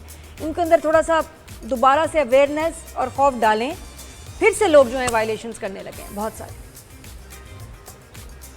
जी जी बिल्कुल बिल्कुल आपकी बात दुरुस्त है, और लोगों को भी इस सिस्टम को ऑन करना है, और लोगों ने एक सेंस ऑफ रिस्पांसिबिलिटी शो करनी है। रॉन्ग वे तो मास्टर है, रॉन्ग वे तो हर सड़क पे ऐसे नजर आता है ना कि जैसे कोई खौफ डर शर्म कुछ भी नहीं, और इतने एक्सीडेंट्स होते हैं उसकी वजह से। हम इस रॉन्ग वे को अंडू करने के लिए एक स्पेशलाइज्ड फोर्स यूनिट लॉन्च कर रहे हैं, उसकी भी इंशाल्लाह तशहीर करेंगे ताकि ये जो रॉन्ग वे वाला इशू है इसको भी रिजॉल्व किया जा सके। जी प्लीज, बहुत शुक्रिया मलिक खान साहब, आपने हमें वक्त दिया, और इस सिलसिले में जो इस्लाहात की जा रही हैं, अभी आपके पास 1 महीना, जिनकी गाड़ियां पहले तो चेक करें जाके पोर्टल पर क्या आपकी गाड़ी क्या ब्लैक लिस्ट में है या नहीं है, और किस कैटेगरी में, फौरन ये 30 दिनों के अंदर जितने भी दिन रह गए हैं करवा लें, क्योंकि फिर कार्रवाई होगी। और मैं बताऊं, मेरा जो एक्सपीरियंस है, पाकिस्तान के जितने शहर हैं, कराची वो शहर जिसमें सबसे ज़्यादा गाड़ियाँ ड्राइवर्स चलाते हैं, मालकान खुद नहीं, और वो अकेले ही होते हैं क्योंकि कहीं से ड्रॉप करके आ रहे हैं, जा रहे हैं। कभी आप उनको मॉनिटर करें कि कितनी बेदर्दी से वो आपकी गाड़ी चला रहे होते हैं, मोबाइल पे होते हैं, स्पीडिंग करते हैं, गुस्सा ऐसे निकाल रहे होते हैं जैसे उनकी गाड़ी और उनको तैश आ गया, अरे मैं किसी से कम हूँ। प्लीज़ आप ना इतना वो दूसरी गाड़ियों पे गुस्सा निकालते हैं, बुरी ड्राइव कर रहे होते हैं, रॉन्ग वे आ रहे होते हैं कि, और आप बहुत दफ़ा आपके बच्चे के लिए उन ड्राइवर्स के साथ बैठे होते हैं। प्लीज़ अपनी गाड़ियों में ना आप एक कैमरा इंस्टॉल करें और इन पे नज़र रखें।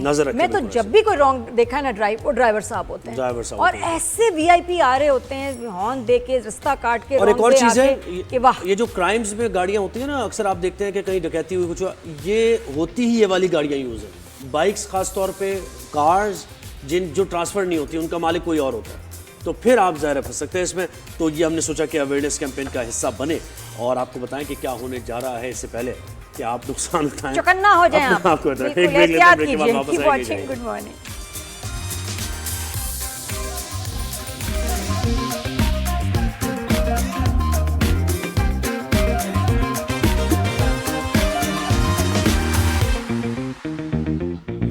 जी बड़े मजे की ब्रेक में बातें हो रही थी। ऐसा दोस्त होता है ना जो 2 महीने से मिला नहीं होता दोस्तों से, और उसके बाद आके बैठता है, तो वो 2 महीने की सारी यादें दोस्त आपस में शेयर कर, यार उस दिन, और वो बेचारा दोस्त बैठ के देख रहा होता है। देखिए गपोड़े को समझता है गपोड़ा, चैटर बॉक्स को जो है कनेक्ट होता है चैटर बॉक्स से, मुझे बातों का शौक है और हमारी जो गेस्ट हैं उनको भी बातों का शौक है। शी इज़ माशाल्लाह so confident, cute, talented, skill है इसमें, इतनी प्यारी बच्ची है।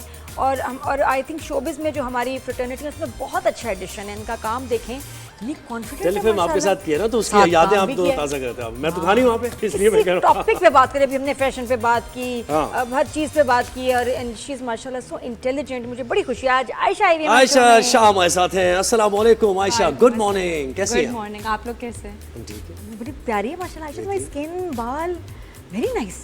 Thank you. ख्याल करती हो या जेनेटिकली ऐसे हैं? नहीं, ख्याल भी बहुत रखती हूँ क्या इसके ख्याल अंदर। मामा एक स्पेशल ऑयल बनाती हैं घर पे, होममेड ऑयल, तो मैं वो ज़रूर लगाती हूँ अपने बालों में। मामा थोड़ा एक्स्ट्रा बना लेंगी? एक्स्ट्रा? हाँ, जी जी, दो लोगों के लिए।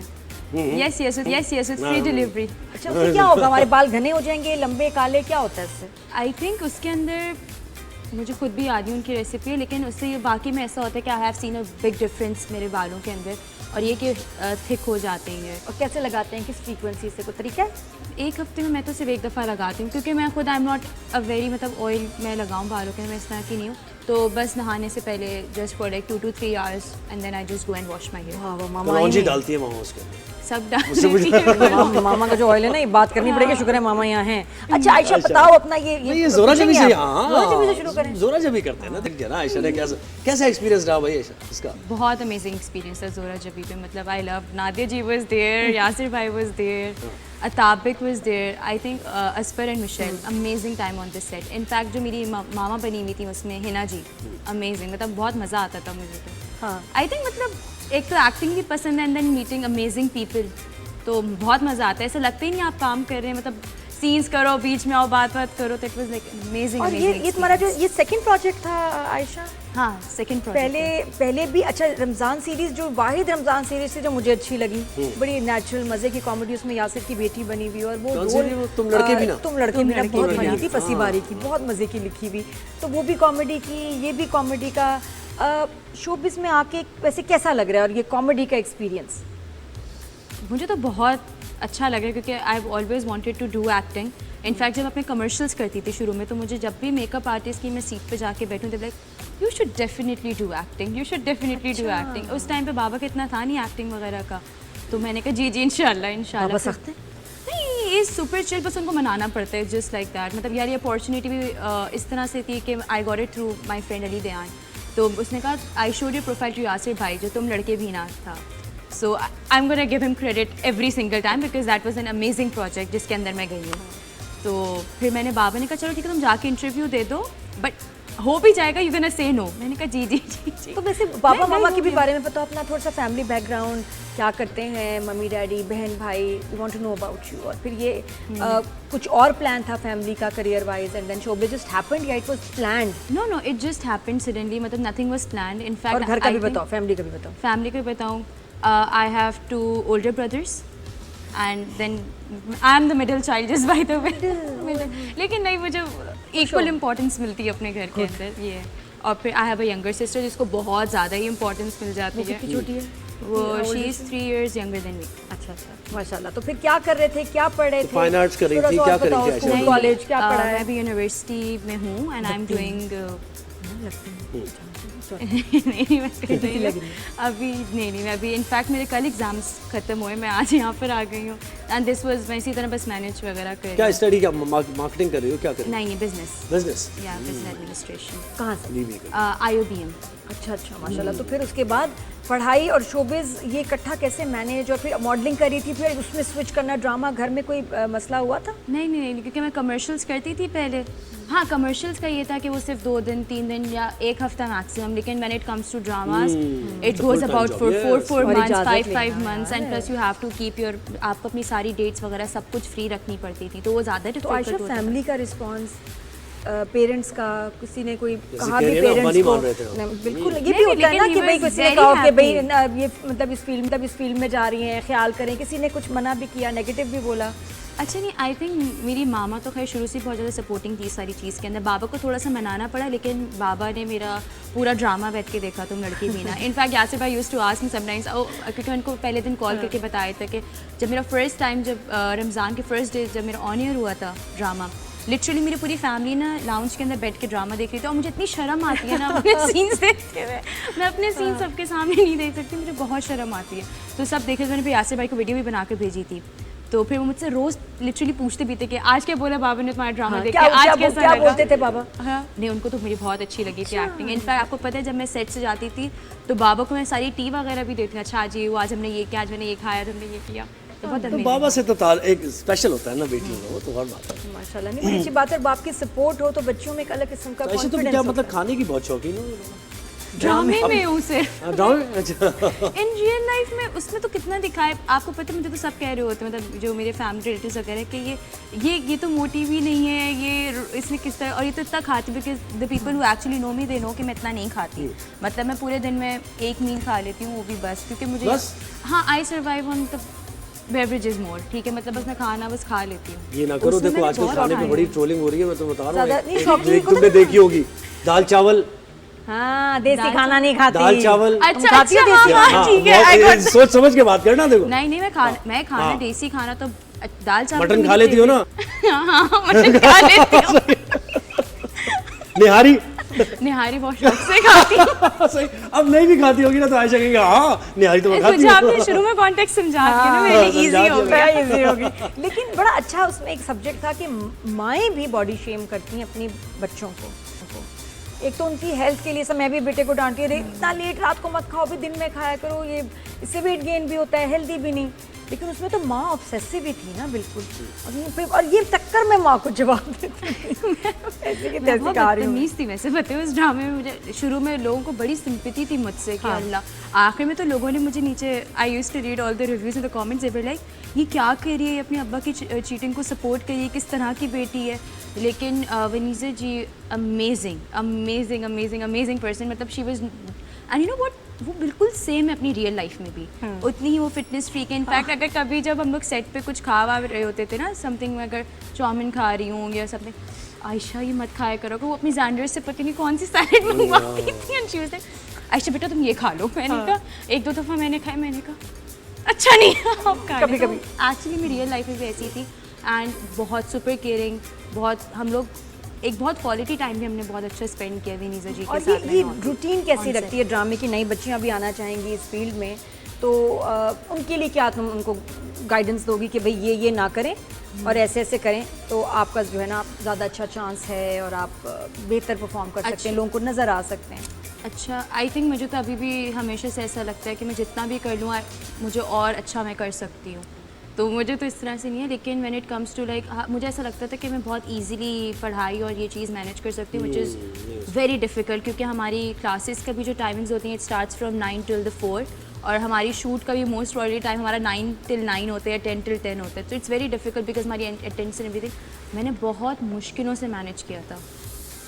And the problem with me, जो मुझे लगता है अभी भी मुझे करना है, इज़ दैट कि मैं बहुत तेज़ बोलती हूँ, and when it comes to drama, so I have to you know clarity होनी चाहिए। हाँ, क्लैरिटी होनी चाहिए, आराम ठहराव से बोलना चाहिए। और मेरी रियल लाइफ में, और एक acting मेरी सीख रही आंखों हो का है आज कि मैं रियल लाइफ में जब बात करती हूँ ना, मेरी आँखें, मैंने ये सारी चीज़ें पता है ड्रामाज में आके नोटिस की हैं, वरना हम in real life nobody tells you कि आप ज़्यादा विंक कर रहे हो या आप ज़्यादा आके वो कर रहे हो। मैं तुम झपकती यानी आंखें एक्टिंग ज़्यादा। तुम ऐसे ही आ गए हो, बस कमर्शियल से एक्टिंग में आ गए हो, भी सीखोगी एक्टिंग।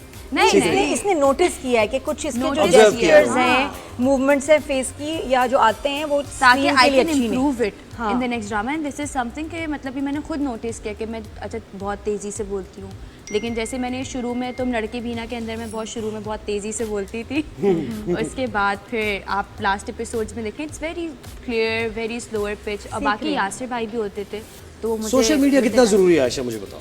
बहुत ज़रूरी है बहुत ज़रूरी है फॉर एवरीथिंग। आई थिंक आजकल सोशल मीडिया बहुत अच्छी अपॉर्चुनिटी है टू अर्न, बहुत अच्छी और अपॉर्चुनिटी। एक्टिंग के लिए अक्सर कहा जाता है ना कि Acting के लिए सोशल तो मीडिया के बहुत- जरिए और अपने एक्टर्स आप आ को रहे हैं। प्रमोट आजकल करना। कितने सारे इन्फ्लुएंसर्स हैं विच आई थिंक कि मतलब वो एक्टिंग के लिए पिच बहुत आसान है। आई थिंक पहले लोग जाते थे, पोर्टफोलियोज बनवाते थे, उसके बाद अब तो एवरीबडी इज सीइंग, आपकी प्रोफाइल स्वाइप अप करो, आप दिख रहे हो, if somebody is interested you just ask them and you know you get new faces and everything, so I think it's the अच्छा, फिर best. एक और भी लोग पूछते हैं कि यार शुरू में ड्रामे कर रहे हैं तो पैसे मिलते हैं, अच्छे पैसे मिलते हैं? ये सवाल।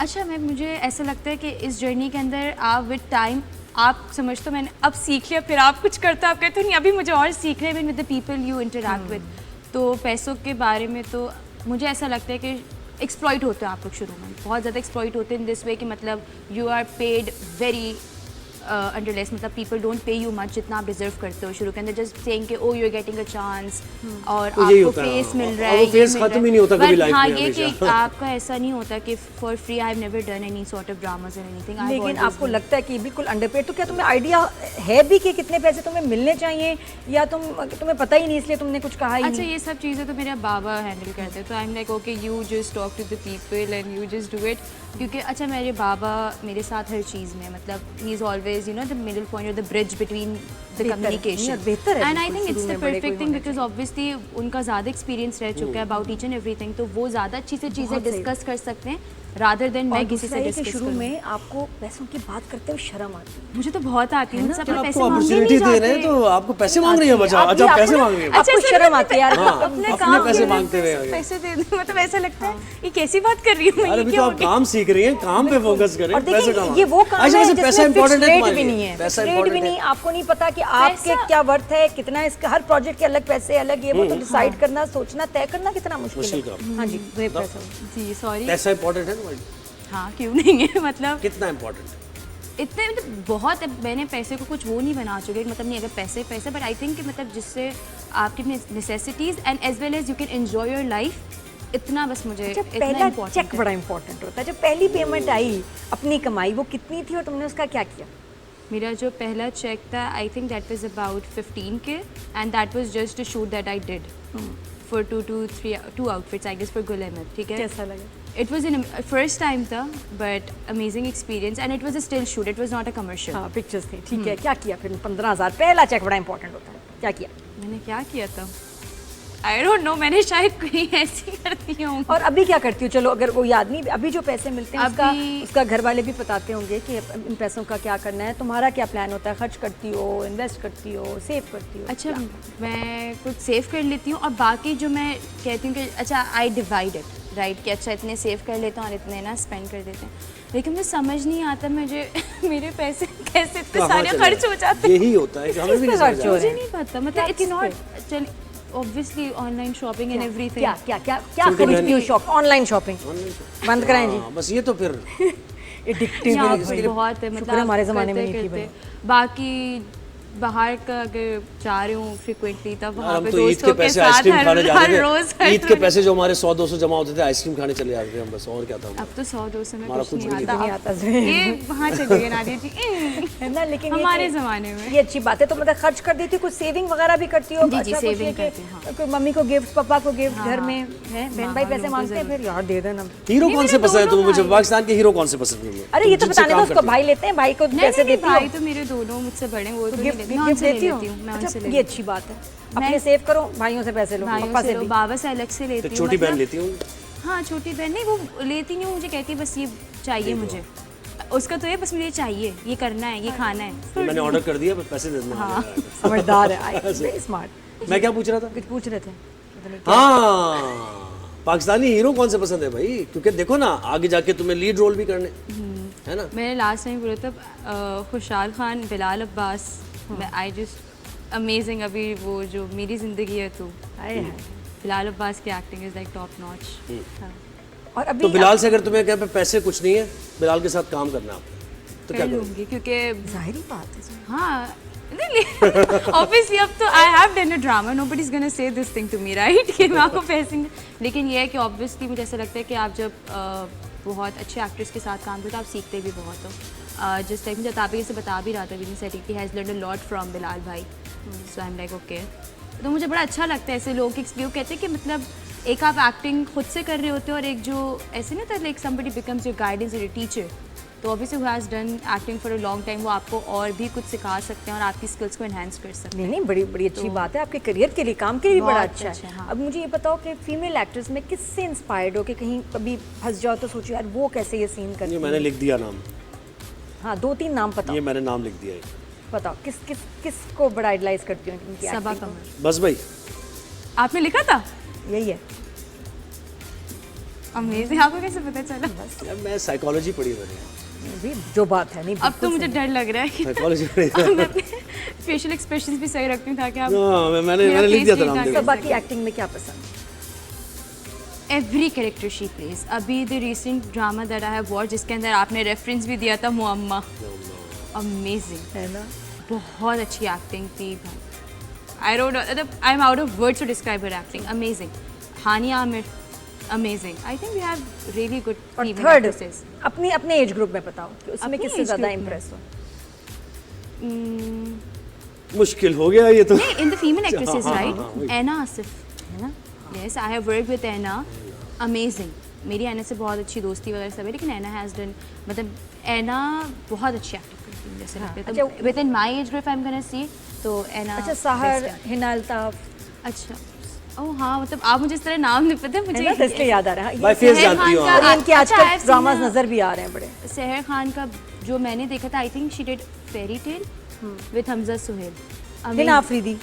हिना आफरीदी का मैंने अभी बीच में एक छोटे सब, अच्छा मैं ड्रामाज इतना नहीं, इनफैक्ट आपको पता है मेरी जो छोटी बहन है, she is so much into all of this thing कि उसको सबके नाम सबका सब पता होता है। और जिस फील्ड में मैं हूँ मुझे इतने ड्रामाज और इतना मैं नहीं मुझे देखती। ऐसा पता है क्या लग रहा है तुम्हारा, हमारे साथ आलिया आया था ना, याद है? हाँ, आलिया के साथ तुमको ड्रामा करो, बहुत मेन handsome, लीड। बहुत अच्छा इसके बच्चा। साथ अब कैसे बताएं? हाँ, बस वो दिखाएंगे वो तुम्हें दिखाएंगे। video में। अच्छा दिखाएंगे। हाँ। चले डन हो गया। अच्छा, अभी आगे कितना सीरियस हो आयशा अपने करियर को लेके? फुल टाइम जॉब, फिर शादी वाला भी चक्कर आ जाएगा बीच में, नहीं उसके बारे में भी क्या सोचा है? नहीं उस नहीं वक्त का कैसे, क्यों मुकाबला नहीं नहीं था। भाई, नहीं का ड्रामे मतलब में क्या तो है? 5 मिनट में शादी में बात हो जाती है हर एक्टर की। लगता है बस यही हमारे बच्चे मतलब बड़े नहीं होते से इतना शादी की बात आ ये जाती तो हमारा वो कल्चर थिंग भी तो हो गया ना कि we have to show this thing, मतलब हमारी stories literally revolves around the same नहीं, थिंग। हाँ, तो क्या इम्पोर्टेंट नहीं है? इम्पॉर्टेंट है, लेकिन आई थिंक पहले आप जैसे मेरा है कि मतलब I have to set my things first and then I am gonna see, मतलब you know you have to be independent first and then you see your things with the other यार person. ऐसे चेहरा क्यों बना रही हो? जो देख रहे हैं तुम्हें तुम्हारे फैंस, वो कहेंगे मतलब शादी की बात हुई है और फैंस उसका के साथ साथ अम्मी भी देख रही है वहाँ बैठ के। वो भी तो है ना। नहीं सही कर रही हो, देखा ही नहीं। सही कर रही हो। लेकिन पता है ठीक क्योंकि कर रही हो। परसेप्शन जो ड्रामों में दिखाते हैं ना, कितने यंग बच्चे शादी की फिक्र है, मम्मी आप बात करें ना, और कजन और के मैं साथ। ऐसी हुई नहीं, आप कजन मामा तो से मैं कहती हूँ पूछ जैसे लें, बिल्कुल भी। कजन से अब डर लगता है कि हर कजन क्या दूसरे कजन के बारे में यही सोच रहा होता है। हमारे दुनिया से होता था बचपन नहीं, में, हमारे इतनी cousins कजन नहीं, मैरिजेस बताता ड्रामास नहीं में होगा। दिखाई जाती हैं। वो बताता नहीं होगा, मैं बता- पर्सन एक्सपीरियंस नॉर्मल लाइफ में बताओ। बताता नहीं होगा वो। नहीं, बहुत है यार, बहुत ड्रामों में बहुत दिखाते हैं। व्हाट डू यू थिंक कि तुम्हारे अब जो एज ग्रुप में जो लोग हैं, तुम्हारे फ्रेंड्स, तुम लोग शादी के लिए बहुत सोचते हो और कजन्स को में भी सोचते हो? क्या है एक्चुअली, क्या हो रहा है? ग्राउंड रियलिटी क्या है? ग्राउंड रियलिटी है कि नहीं, मुझे आजकल नहीं, अच्छा if I don't know about the main perspective, लेकिन जो मेरे साथ जितनी मेरी दोस्तें वगैरह हैं, आई थिंक हम सबका पहले यही है कि शादी बहुत ज़रूरी नहीं है, just a part of your life, this is my thing, ठीक है। बट उससे पहले you have to identify yourself, you don't have to mark yourself के शादी मतलब शादी should not be the part of your personality और the part कि ये आपकी ही life is not all about marriage. I think आप पहले अपना एक करियर सेटअप करो, आप अपने आप को देखो, फाइंड योर सेल्फ, इतनी बातें नहीं होती तुम्हारे फ्रेंड्स में, शादी का नहीं ज्यादा जिक्र होता? नहीं, बस ये है कि चलें ठीक है, if you like somebody and if you see, लेकिन उसके हिसाब से भी हमें कंपैटिबिलिटी एंड एवरीथिंग कि वो कितना सपोर्टिंग है आपकी चीज़ों को लेके एंड फॉर योर तो फ्यूचर मतलब तुम्हारी गोल्स। जनरेशन के तो हम जो के- फ्रेंड्स से क्या बात करते हैं सोचती तुम लोग हैं? नहीं करते हैं? हाँ, नहीं नहीं, हम वो नहीं करते यार, ये झूठ ना हम वो बोलना। बातें बिल्कुल नहीं यूनिवर्सिटी करते। में जब कोई अच्छा लड़का आ रहा होता है, यार देखो यार अल्लाह ये कितना अच्छा लग रहा है, ये अप्रिशिएट कितना करने में डैशिंग क्या बुराई है? ऐसे तो तुम ये- मतलब गुड लुकिंग को अप्रिशिएट करना चाहिए, ऐसी कोई यार बात वैसे हाँ, नहीं है। मैं लड़ नहीं सकता वैसे, हाँ इस बारे में लेकिन आप- कसमें वादे लड़कियों से करके लड़ा जा वो जो है ना, ये आपने अच्छी वो बात बहुत की, बहस भी नहीं हाँ, नहीं करती। भाई नहीं नहीं लेकिन ये बाकी रियलिटी है कि बच्चियां एक्चुअली आजकल पाकिस्तान में अपने करियर को लेके बड़ी सीरियस हैं। अच्छी बात ये है, अच्छी बात है। बहुत अच्छी शादी बात वाला है। मसला ड्रामों में ज़्यादा दिखा रहे हैं, ऐसे नहीं होता। क्योंकि आई थिंक अगर आप अपनी लाइफ में जितना ज़्यादा इंडिपेंडेंट होगे ना, तो कल को आप अपनी लाइफ की चॉइसेस भी अपनी इंडिपेंडेंटली ले सकते हो, don't need to think about the circumstances. क्योंकि अगर आप अपनी लाइफ में बहुत स्ट्रॉन्ग माइंडेड होगे तो you never know where your life takes you, right? So if you have your things done and dusted and you know कि आप क्या कर सकते हो और क्या नहीं कर सकते, तो it is very easy for you to even take a step back. बिल्कुल, बहुत सारे लोग self-sufficient होंगे आजकल तो independently मोस्ट फैसला ऑफ द करेंगे। Women right now, I personally think वो इसी वजह से नहीं स्टेप बैक करती, because they don't know, because they didn't explore themselves in their young age. अच्छा आयशा बताओ, हाउ डू यू फील, ये जो इतना ज़्यादा हम अवेयरनेस भी होती है, बात भी करते रहते हैं, अक्सर जो क्राइम्स हो रहे हैं उसके पीछे ड्रग्स जो हैं उनका पता चलता है। आइस बहुत बढ़ गई है, वेपिंग बहुत ज़्यादा, और ये वीड बहुत ज़्यादा बच्चे बगैर किसी डर खौफ के ले रहे हैं। तुमने भी अपने आसपास देखा होगा ऐसे बच्चों को। ये मुझे बताओ ये क्या कल्चर है और इससे कैसे बचा जाए? That's basically a part of a party culture, what I personally think. आपको एक सर्कल ऑफ फ्रेंड्स मिल जाते हैं, ठीक है, और वो फिर आपको इंट्रोड्यूस करते हैं to this thing. And I think हमारी जो जनरेशन है एट दिस टाइम, हम लोग इतनी ज़्यादा एक्सप्लोरेशन की उसमें होते हैं, we need to explore each and everything. हमारे वाला mind set, even if you ask me, होता है if I honestly talk you about कि वही वाली बात है, आगे यू डोंट नो आपकी लाइफ कहाँ लेके जा रही है, कितनी सीरियसनेस की वजह से जा सकते हो आप लोग। So you just try to enjoy the present moment, right? तो उस चक्कर के अंदर आपको जितना एक्सपोजर मिलता है, यू ट्राई कि हाँ मैं ये भी कर लूँ, मैं वो भी कर लूँ। And most of the reason, या मुझे ऐसे लगता है द मेन रीज़न यही है कि मतलब ये सिर्फ एक्सप्लोरेशन के चक्कर में लोग ट्राई करते हैं, फिर they find it very cool, parting and everything, and then they slowly and gradually just go down. ज़्यादा लड़के कर रहे हैं या ज़्यादा लड़कियाँ? लड़कों का तो एक माइंडसेट हमारा बना के करते हैं, लेकिन if you personally ask me, so I have seen a lot of girls as well into all of this thing. या सो बड़ा alarming है, बहुत क्या alarming कर रही हैं? कौन सी ज़्यादा चीज़ जो है मकबूल है इनमें, क्या कर रही हैं ज़्यादा? सभी कर रहे हैं दोनों जेंडर। तो मैं क्या बताऊं, मैं सब जेंडर बता दूं। इक्वालिटी हो चुका है, तो मैंने सभी कहा कर कौन रहे सी हैं। चीज़ ज़्यादा सब्सटेंस अब्यूज किस चीज़ का ज़्यादा कर रहे हैं? क्या आइस ज़्यादा ले रही हैं? I think it's बच्चियाँ more about- बच्चियाँ ज़्यादा वेब ज़्यादा ले रही हैं? Vape क्या तो- सिगरेट vape तो क्या normal ज़्यादा? है। वेप तो बहुत नॉर्मल हो गया। आई have seen an 8-year-old 10-year-old kids vaping around as if like it's nothing. और आइस जिसका सबसे और ज़्यादा यूनिवर्सिटीज में महत्व है। आयशा अच्छा, आई बहुत डोंट ज़्यादा नो अबाउट आइस वगैरह, but I have seen people, you know, ये बहुत अब कॉमन हो चुका है। I think it's not common, the people have normalised it now. Yes, बिल्कुल। It's not common. पहले भी चीज़ें होती थी, but people use to criticise over it, but now it is the people who are not into all of this thing are being criticised, ओ तुम तो बहुत अनकूल हो। बिल्कुल, और तुम क्यों और तुम भी अनकूल हो, और वो अपने आप को it's uncool okay, I am किया- अनकूल, बिल्कुल, बट स्टिल आई नो कि वही फैशनेबली बिल्कुल सही अनकूल। बात है कि तो अनकूल कैसे हो, अपने आप को तुम्हारी लीग रोकती में हो? नहीं हो। आयशा, तुम्हारा I ये think- फिलॉसफी क्या है कि why you don't take this rubbish substance abuse? क्यों क्या वजह? I think there are certain promises that you have to make within yourself, no matter, I think, and you have to be very loyal to your own promises, because obviously I have seen people around me and it's okay if I'm uncool, if there's something ठीक है, नहीं हो, it's okay, I don't want to be cool, I don't want to fit into your group रोकती क्या because तुम्हें? of this किस चीज का डर, खौफ, किस चीज का, nurturing क्या आपकी चीज होती है ना, तुम्हें there are certain रोक boundaries, लेती है? you have to live within those, हाँ, ड्रग्स exactly. लेते हुए, चीजें ऐसे करते हुए, क्या चीज तुम्हें मैं रोक आपको लेती है? बताती हूँ। मेरा एक्चुअली मसला है कि मैं जो कुछ भी करूँ ना अपनी लाइफ में, क्योंकि मेरे माँ बाप ने शुरू सारी बात की कि अगर तुम कुछ गलत भी कर दो ना, लेकिन हमें आके ज़रूर बताना, ठीक है? So I think there is the parents trust on me, ठीक है, which I can never break, and that's the only thing जो कि मुझे ना बहुत रोकती है to before taking any, you know, बहुत ये आपके अंदर आ जाती है फिर चीज हाँ, ना, मतलब वो वो एक सिस्टम थॉट ऑफ माइंड मेरा एग्जैक्टली बिल्डिंग हुआ है बैक कि इन माइंड मतलब बिफोर डूइंग एनीथिंग, बिकॉज मैं कुछ भी करके आऊँ, मैं आती हूँ मामा को सब बताती हूँ, मैंने आज ये किया, आज दोस्त से मिले, ये हुआ वो हुआ। तो आई थिंक फ्री टाइम में क्या करते हो? आशा नहीं बताओ, कर फ्री टाइम में क्या करते हो? मैं म्यूजिक free- सुनती हो, गाना गाती हो? मैं दोस्तों या बाहर चली जाती हूँ, मैं घर पे नहीं गाना रहती। नहीं गाती? अच्छा, सोशल फ्रेंड्स हैं बड़े, कहाँ जाती हो, क्या करती हो? मेरी मामा बाप परेशान है मेरे दोस्तों से, हम लोग कहीं नहीं, आई थिंक हम लोग दोस्त कुछ ना भी करें, हम साथ बैठ जाते हैं, कॉफ़ी पे चले जाते हैं, डिनर्स कर लेते हैं, we go on cruising and we just do whatever we want to Karachi do. में कितनी मजे की जगह है ना बच्चों के लिए, इतना पता नहीं ऐसे क्रिटिसाइज करते हैं मुझे लगता है, लेकिन जो अच्छी बातें हैं उसको भी हाईलाइट करें। कितना कुछ नया नया हो रहा है, नहीं? मैं तो हर रोज़ देख रही हूँ, ये कैफ़े खुल गया, ये आइसक्रीम आ गई, ये शुरू हो गया, वो शुरू हो गया। बहुत ज़बरदस्त कोई मॉडर्नाइज चेंज आया है कराची में, नहीं? बहुत, लेकिन अमेजिंग। मुझे तो बहुत, मैं जब भी फ्री होती हूँ, इनफैक्ट जब आपको पता है मैं शूट से लॉन्ग आवर शूट्स होती हूँ ऑब्वियसली इन द ड्रामाज, लेकिन रात में भी ना मेरे दोस्त, मेरी एक दोस्त है, वो मुझे पिक करने आ जाती थी इवन आफ्टर दैट। लेकिन आपको पता है आपके जैसे ही suddenly your friends are there, आपकी एनर्जी बैक, आपकी थकन गई। सो आई थिंक इट्स 2 बजे जाओ, बहुत 3 need है बजे आपको अच्छे जाओ, दोस्तों the key. City never स्लीप्स। Honestly अब ये बाकी कराची की माशाल्लाह मैं आपको बात बताऊं, the city does not sleep. बच्चे और अल्हम्दुलिल्लाह अल्लाह करे ऐसी रौनकें हमेशा रहें। इतना सब एंजॉय कर रहे होते हैं, चाय पी रहे हैं, गपशप लगा रहे हैं, रोल पराठा खा रहे हैं, टिक्के खा रहे हैं, जेंजी का ही दौर है भाई ये तो। मजे से ये बच्चे तो है ही नहीं इकट्ठे कहीं। होते हैं, हर जगह, हर कैफे, हर जगह भरा हुआ है, बच्चे बातें कर रहे हैं, गेम्स खेल रहे हैं। गेम्स, अगर आपको कैफ़ेज़ में गेम्स अगर इंट्रोड्यूस हो गए, you know, just to spend a good time और अच्छा quality sort of a time. Wonderful is this, बड़ी प्यारी वाली बात है। अच्छा, अक्सर ये होता है आयशा की जो यंगस्टर्स आते हैं फील्ड में नए होते हैं और उनको एक्सप्लॉइट भी किया जाता है। फिर सेट पर बहुत से ऐसी चीज़ें देख रहे होते हैं कि भाई जो स्टार्स हैं उनके लिए अलग सिस्टम है, उनकी शूट्स भी डिले नहीं हो रही, जो नया आया है उसकी शूट भी डिले हो रही है, आज नहीं कल परसों 10 दिन लग गए हैं। तो ये हुआ तुम्हारे साथ हो रहा है या तुम अभी 2 ही प्रोजेक्ट हुए हैं ना जरा। कभी भी नहीं हुआ। अच्छे लोगों से इसका वास्ता पड़ा हाँ है ट्रू, वेरी ट्रू।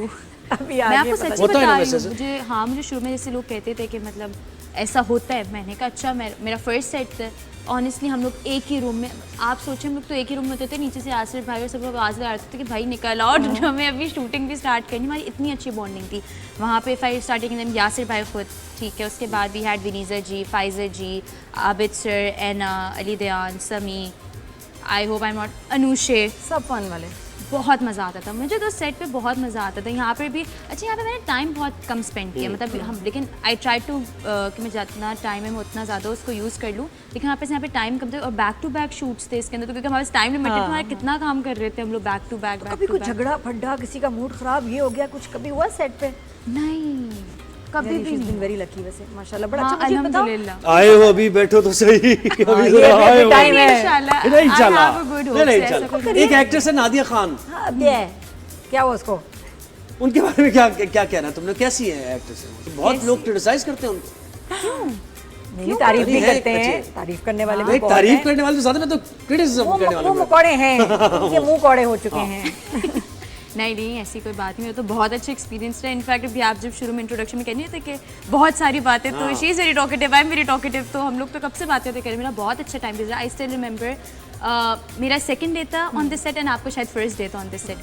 तो अच्छा मुझे अच्छा ऐसा होता है, आई एम लाइक ओके, तो हाउ टू टॉक और समथिंग, मेरा थोड़ा सा ऐसा है। तो हम लोग बाहर शूट कर रहे थे जब आपका और यासिर भाई का फर्स्ट सीन हो रहा था मेरे घर पे, तो मैं ऐसे बाहर खड़ी हुई थी and then she came and she was like के मैंने आपको ड्रामा देखा है, आप आयशा में, मुझे आपका नाम पता है, आप वो आयशा हो। मैं एकदम ना ऐसे हो गई, मैंने कहा ओके, आई वाज लाइक क्या बात है आपकी यार, यही तो बात है and then she was like you have done such an amazing job and तुम लड़के भी ना, and I was like really happy and I even told her कि मैं आपके रिव्यूज़ देखती थी, तो मैंने बहुत पंक्चुअली इनका ये नादिया का खासा है, ये स्पेशलिटी है इनकी, और जब भी ये मासेस में पॉपुलर है, तो पता है बात, अच्छा लगता एलीट है। का हिस्सा तो है वो, हम कहते हैं बड़ी गाड़ी में आती है, हम बेचारे छोटी गाड़ी में आते हैं, और लेकिन ना इनका दिल जो है बहुत बड़ा है। इनका दिल बहुत बड़ा है, मुझे तो इसीलिए लोगों में बहुत मुझे- पॉपुलर है। मुझे लगता है कि आप खुद मिले, खासतौर पर बच्चों से, ये जो नए बच्चे आए इंडस्ट्री में, कुछ आके मिले। हालांकि कुछ सीनियर एक्टर्स का था कि यार इस्लाम नहीं करते बच्चे, वो मैं कहा यार हम क्यों ना जाके इस्लाम करें, हम क्यों ना मिलें ताकि वो कंफर्टेबल हो जाएं, क्योंकि उनको बहुत ज्यादा घबरा रहे होते हैं हमसे। बिल्कुल ऐसे ही घबरा, आप उनकी घबराहट को समझ रहे होते हैं कि शायद ये इनके अंदर कोई पता नहीं क्या ईगो- एटीट्यूड हो, क्या अच्छा हो, मेरा कैसे तो बात है करें। कि मेरा तो डर के मारी सलाम निकलता है। अच्छा, कि तो कुछ भी सलाम तो वाला इशू तो आगे मेरे साथ है ही नहीं ना, मतलब डर के मारे भी अस्सलाम वालेकुम, और कुछ बात ही समझ नहीं आती मुझे। But you are adorable Ayesha माशाल्लाह। लेकिन फिर भी कुछ लोग हैं जो जेलस होते हैं। तुमने कुछ चेंज फील किया फ्रेंड्स, फैमिली, कहीं मतलब दूर की फैमिली या लोगों में किसी में बदल जाते हैं एक दो कि जब आप friends हैं शोबिस ऐसी, पे एक दो आने हैं लगते ऐसी। हैं, कुछ किसी का तो होता है ना कि बिहेवियर चेंज हो जाता है। आई थिंक मैं अब वो बोलती रहूँगी ना, मेरे दोस्त मुझे ऐसा लगता है, मेरे लोग समझते होंगे शायद इसकी पर्सनैलिटी से अपने दोस्त बना चुके हैं, लेकिन amazing friends, amazing people around me. I think बहुत अच्छी बात है, अल्लाह ताला has blessed me a lot with the amazing. I think आपके लिए लोग और अच्छे लोग बहुत ज़रूरी हैं। वक्त भी बदला है, अभी वक्त माशाल्लाह इतना बदल गया है कि आपके पीपल अराउंड यू अप्रिशिएट, आपसे बड़ा प्राइड लेते हैं। ये जो मुश्किल वक्त मेरे ही टाइम पे थे, अभी मैंने कल ये अपना सारा उसके अजाब लिए हमने लगाया झेला था है ना, हमारे तो 365 का। टीचर्स खिलाफ क्या लगाया आपने? ये कितने जो लोग आपको एंटी हो जाते हैं। हाँ मुझे टैग किया हुआ था। लॉट ऑफ माई फ्रेंड्स जिनसे चले मेरी थोड़ी सी बातचीत भी, you know after long time you guys connect on social media और something, they all were like best of luck, we're so proud of you Aisha, you have done such an amazing job.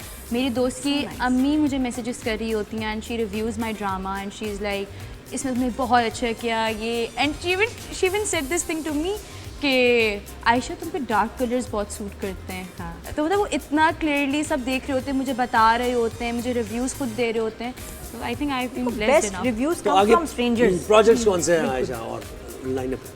अभी I have not side any projects, तो इंशाल्लाह अगर कोई भी बहुत अच्छी क्या करना है, कोई सीरियस रोल opportunity- करना है, बस इसके बाद next you think no more comedy या more comedy? No, I am all up for different versions and different roles. अगर serious roles offer हुए होंगे, I'm gonna definitely do that. क्योंकि तुम लड़के बीना के अंदर मेरे बहुत 3-4 roles थे. If I'm gonna talk about the funny element, the बदतमीज़ element, the serious element, वो the sad element, suicide वाला element, सब कुछ ही था. होस्टिंग का शौक है? कर होस्टिंग भी का शौक सकती है है? ना बच्ची, Hosting? You can do good hosting. है, मुझे लग रहा है टैलेंट तो है अंदर। टैलेंट तो एक अंदर है। जवाब दो, बहुत अब ऐसा करो आयशा, ये शो की क्लोजिंग कर दो तुम। क्लोजिंग से पहले लास्ट मेरा सवाल, हाँ। एक चीज़ जो मैंने डिफरेंट नोट की, जो लोगों को लेटर इन देयर करियर समझ आती है कि भाई मैनेजमेंट कंपनी, मुझे भी लगा कि you have hired a management company also to take care of your क्या कहना चाहिए, प्रोफेशनल आपके जो मामलात होते हैं, ये उससे क्या फ़ायदा होता है, ये क्या चीज़, और किसने मशवरा दिया तुम्हें? मशवरा, अच्छा, I have always been through a management company. मैं कभी भी खुद से तो नहीं आई हूँ, लाइक मेरे साथ हमेशा you know I have come through a company और समथिंग। तो ज़रूरी होता है, क्योंकि देखें बहुत सारी चीज़ें ऐसी होती हैं जो कि आप directly, obviously you don't have connections, तो मैनेजमेंट कंपनीज़ आपको कनेक्शंस बिल्डअप करवाती हैं और आपके लिए चीज़ें लाती हैं। आई थिंक कि आप जो एक बात करते हो ना, आपको आइडिया नहीं अबाउट दिस फील्ड इतना।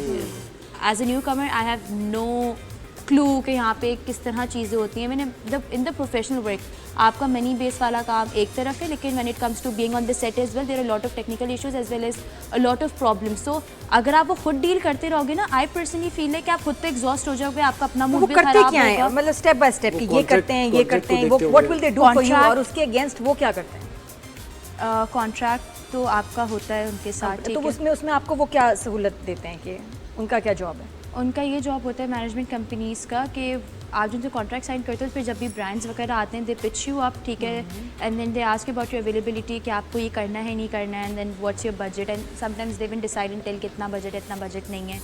उसके बाद तो and you have to make a lot of auditions and everything for the brand. If the brand approves you, आपको सिर्फ पिच कर रहे हैं, उसके बाद सारा आपका है कि आपको अगर आपके ऑडिशन Choice तो आपकी है, सेलेक्ट वगैरह होगा, ओनली देन ऑब्वियसली आप सिर्फ एक वो एक जरिया है आपका।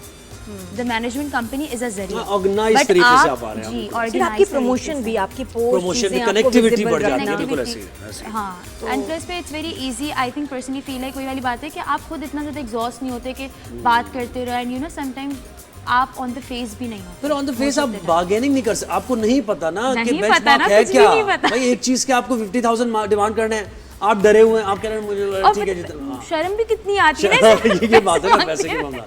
Very nice. तो भाई ये है सारी कहानी आयशा की, और आयशा को बेस्ट ऑफ लक हम कहेंगे। आयशा लेंगी अब क्लोजिंग करेंगे हमारे शो। क्लोजिंग करेंगे। हाँ जी, यहाँ ये कैमरे में राइज एंड शाइन हमारे शो का नाम है, Rise नादिया और and जुहेब हैं, और बस शो अभी को आपके close शो का नाम हो गया राइज एंड शाइन, आप हाँ आयशा के साथ। मेरा हो गया। आपने ऐसे ही कह दिया, मुझे होस्टिंग आती है, मैं तो कंफ्यूज हो चलो ना, ये कैमरा ये है आयशा, और चलो बस शोज देखिए अब हमारा शो एंड होता है, and I had an amazing time with Nadia ji and Zuheb. आइंदा फिर ज़ोहेब। बुलाइएगा, मैं प्लीज बुलाते रहिएगा। जी जी, आप मुझे बुलाती रहिएगा इंशाल्लाह, एंड हमें बहुत मज़ा आया, एंड आप लोग का बहुत बहुत शुक्रिया, आप लोगों ने हमारा ना ख्याल रखे, एंड हम राइज एंड शाइन से अब शाइन करने जा रहे हैं। Bye bye. चलेंगे, वेरी थैंक यू।